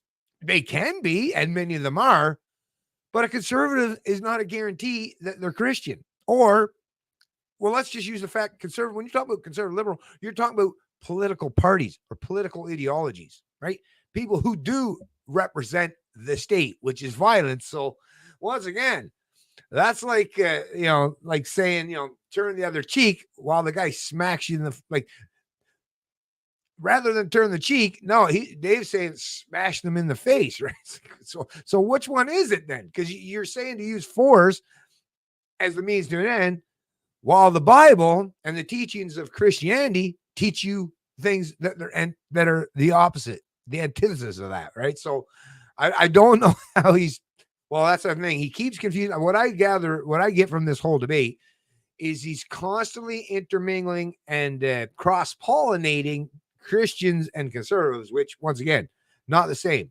One is religion and one is state affiliated, right? One, in terms of the religion, Christianity, does not seek or have any pretense of authority to use violence as a means to an end, or theft for that matter. Whereas conservatives, representatives of the state, do. To the people you don't like. Extend tolerance to the people you don't like. And Bruce is right to say that Christians over time have gotten it wrong. But because the seeds of those ideas are right there in those commands, they keep coming back to it and they keep improving. And so we look and we say, who should we trust with the keys of government? Is it someone who has the ontological, the categorical command that they have to treat everybody equally, that they have to extend freedom to all? Is that the kind of people you want running your government? Is that the kind of virtue that should be the first responsibility of government to promote? I would hope that you'd say yes. Because they have to? I would hope it was because they want to, right?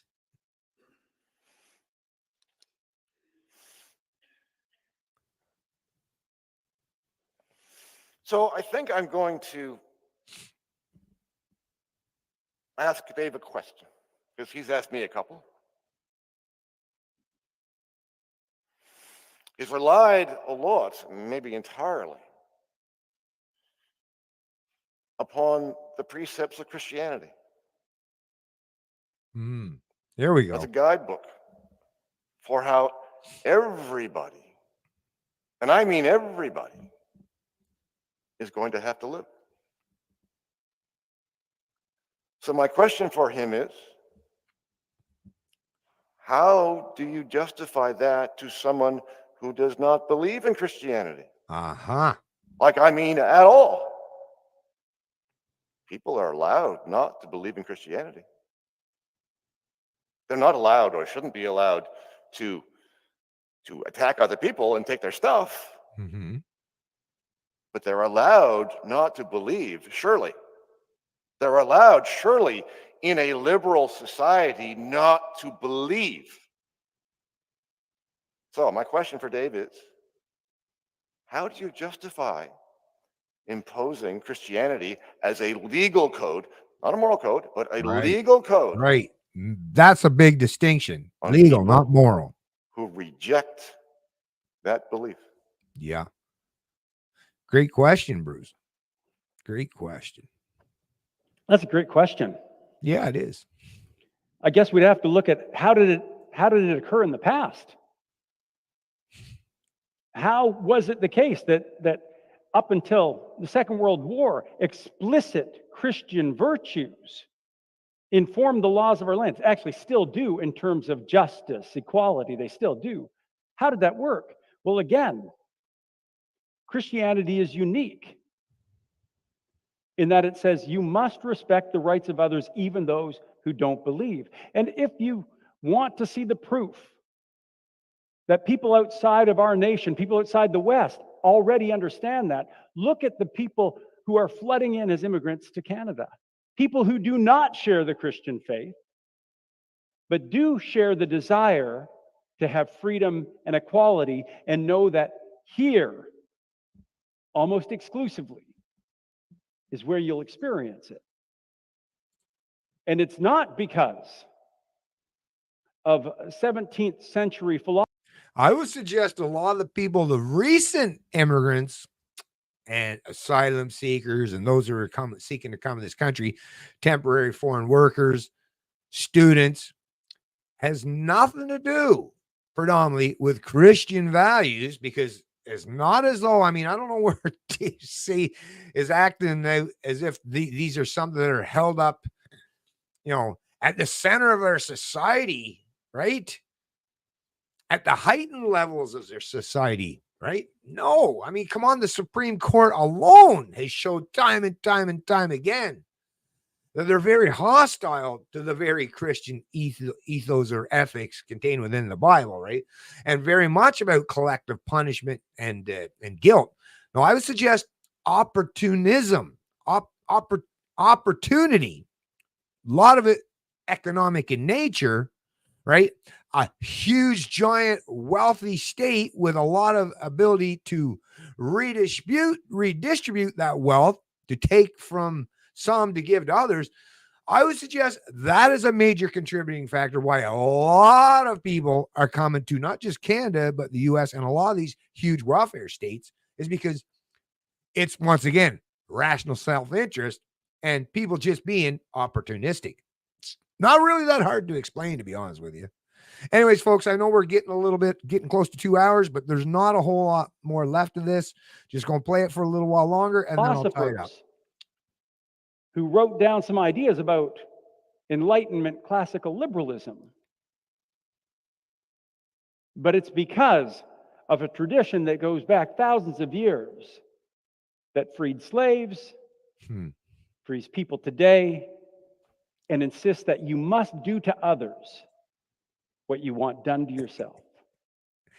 So I'm mindful of the shrinking sands in my hourglass, and accordingly, this will probably be my closing statement of the debate, although I have a few more questions that will try to tie up the time for Bruce, but I'm not going to put those out just yet.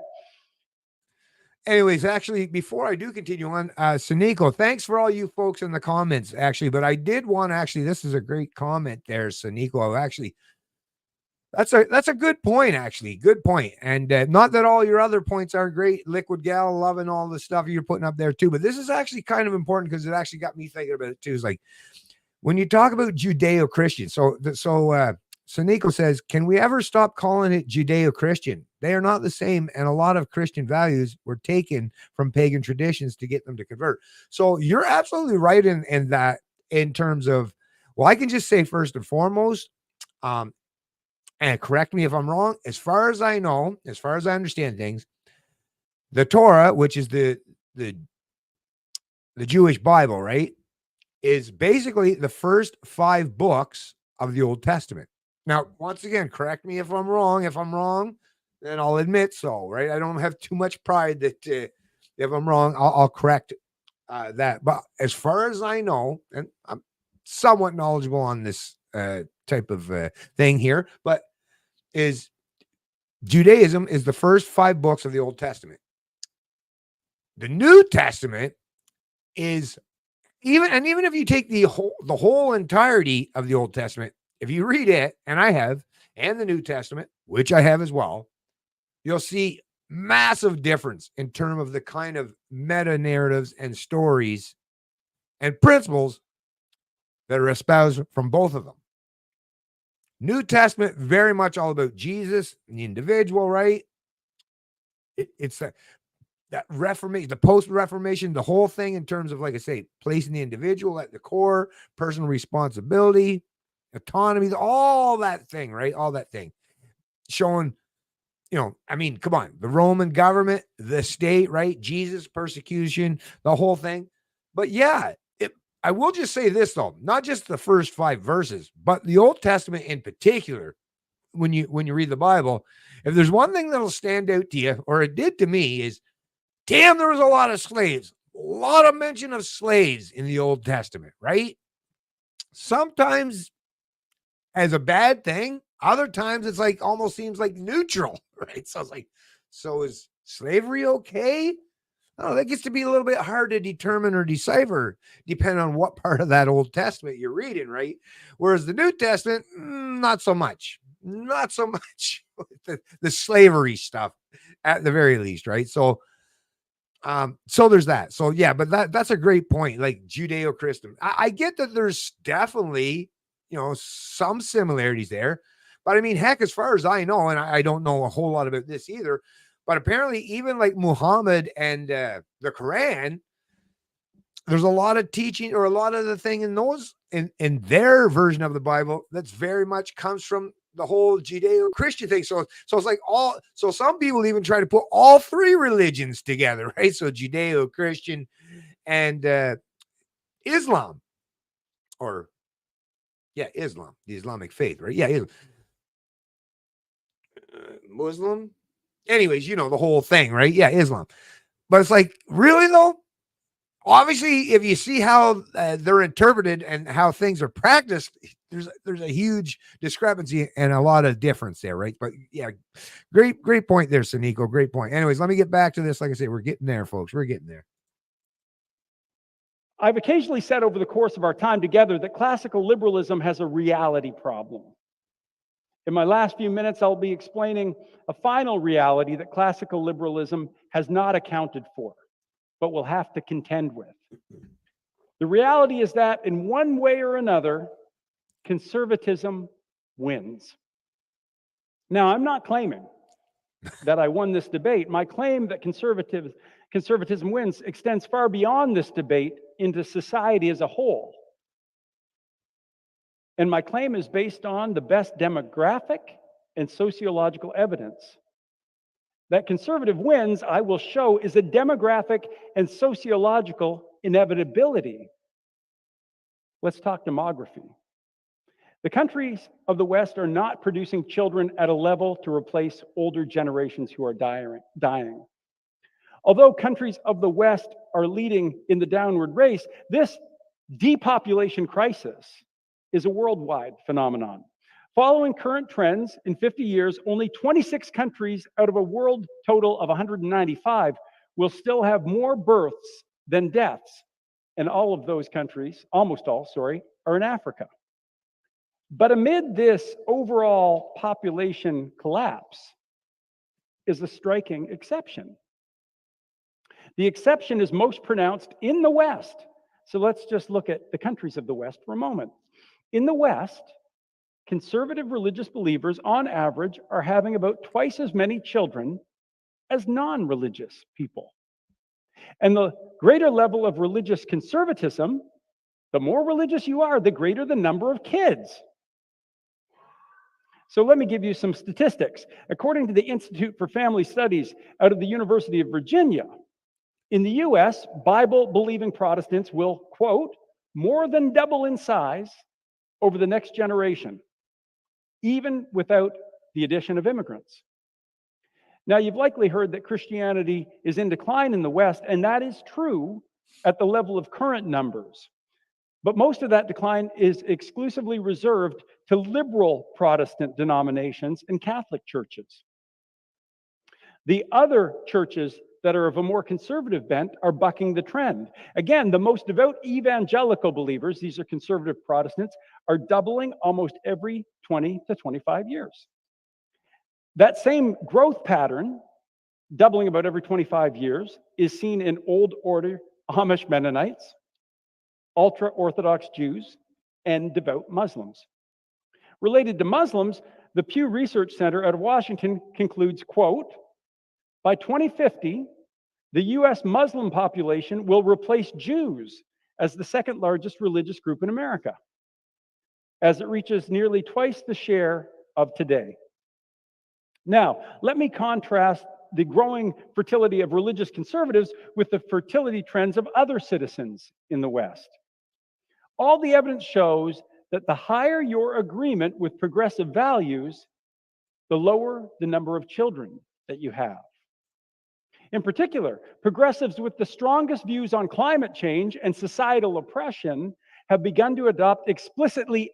Well, he basically made the argument almost there that actually, so it'll be conservative Muslims, right? Because they seem to be ones who have the most kids in comparison to all the other groups. So, and because of the fact that the Muslim world has a very, very large and healthy population around the world, I believe it's even higher than those who would identify as Christian. If you're playing the numbers game there, David, then basically, based on that argument, that it's going to be Muslims that are going to be taking over things or taking over the West. And pretty sure you wouldn't necessarily agree with that. So I don't know if I'd necessarily want to go with the whole numbers playing game, because once again, I acknowledge that people are individuals, and there is no guarantee that each generation is going to think along the same lines or believe the same as their parents or their grandparents before them. That, once again, is a reality that's undeniable. If there's one thing we know about humanity, is things and people change all the time. Anyways, folks, I think I'll probably just tie this one up, because I think predominantly, I know you folks like me to keep these live streams, around the 2-hour level, but I just want, I think at the very least, the biggest takeaway that I think I can take from this, and hopefully you folks will as well, is, and I mean, we listened to it, not in its entirely, but we got pretty much close there. But as you heard himself, right, from the man's own mouth, the words that he spoke is, David is actually making a more of a full-throated defense of Christianity and the ethics contained within the Christian ethos, which, hey, I'm right there with you, David, right there with you, man. I think some of the great teachings of the Bible, I still hold them near and dear to my heart, right? But once again, I just have to say that I think Dave won this debate. He made the most clear-cut argument, right, in terms of not just what people want to believe, but, how we actually function and deal with the genuine real world that surrounds us. And I firmly believe that liberty is the answer to the problems we face. Using force, even if you can make the utility argument that, you might get some good results from time to time. But once again, once you extrapolate that out, expand it on the societal level, well, that's using force as your means to an end, ultimately ends up in the situation we currently find ourselves today. That's undeniable. As we've seen, things get progressively worse is when the state has continued to increase and its influence over our social or economic or personal lives. So yes, I do definitely believe that liberty is the answer. And it's only really the answer is to eliminate as much as possible the potential threats to our social and economic freedoms, right?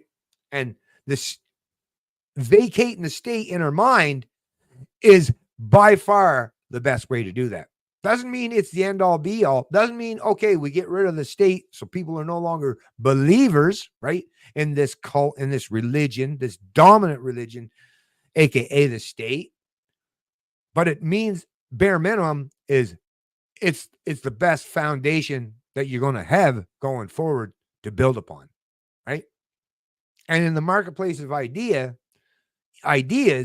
in the marketplace in general, it's that decentralization and that respect of sovereignty and personal autonomy that's going to give us the best chance against any form of authoritarianism or tyranny that always and forever will have that potential to creep up on us.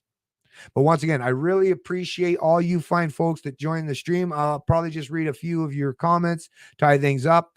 Really, once again, shout out to Dave Haskell and Bruce Pardy and the folks at the RAND debate and whatever that institution is they're at. Thank you all for putting this on. I think it was an excellent, excellent debate. Really eye-opening, really invigorating, great discussion, great debate.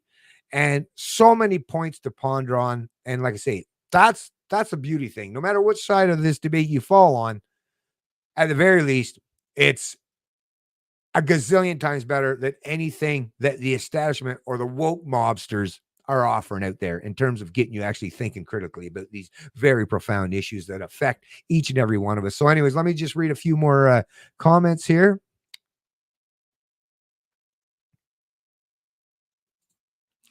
Thank you, Liquid Gal. Really appreciate that. Okay, where are we at here?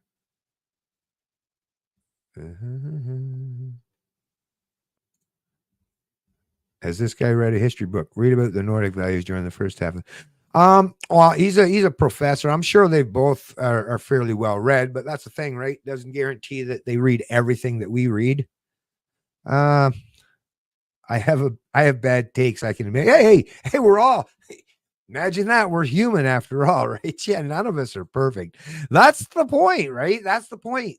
That's the humility of a decent person to understand that, none of us are perfect. So I would never want to be placed in any position of authority, knowing my imperfections, knowing my fallibilities, is never would I seek out to try to dominate, control, coerce, or force my ideas or impose them on millions of other people. That takes an amount of humility, right? And it's a kind of humility I carry around with me, and it has served me well in life, right? I can be brave, I can be courageous, I can have a tremendous amount of confidence in the things that I do know, but I'm also wise enough to acknowledge that there are a whole lot of things that I don't know, and nor would I ever pretend that I'm the final arbiter of truth, facts, knowledge, wisdom, or ethics for that matter, right?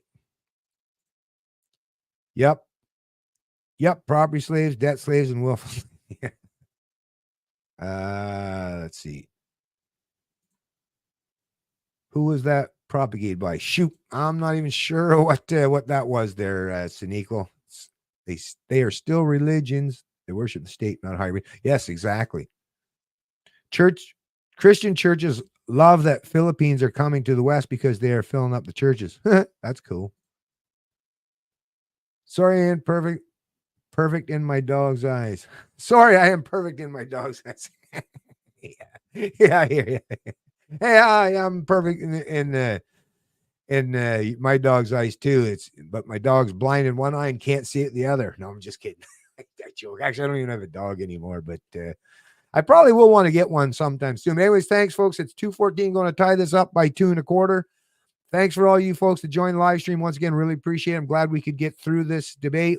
It was, like I say, really, really I wish I had been able to go through it quicker, but like I say, it's a lot of really important information. And like I say, it's here and it's on record. And if any folks, like I say, want to use it, share it around, get other people talking about this stuff, and definitely show some love and support to these fine gentlemen, no matter which side of the debate you fall on or align with.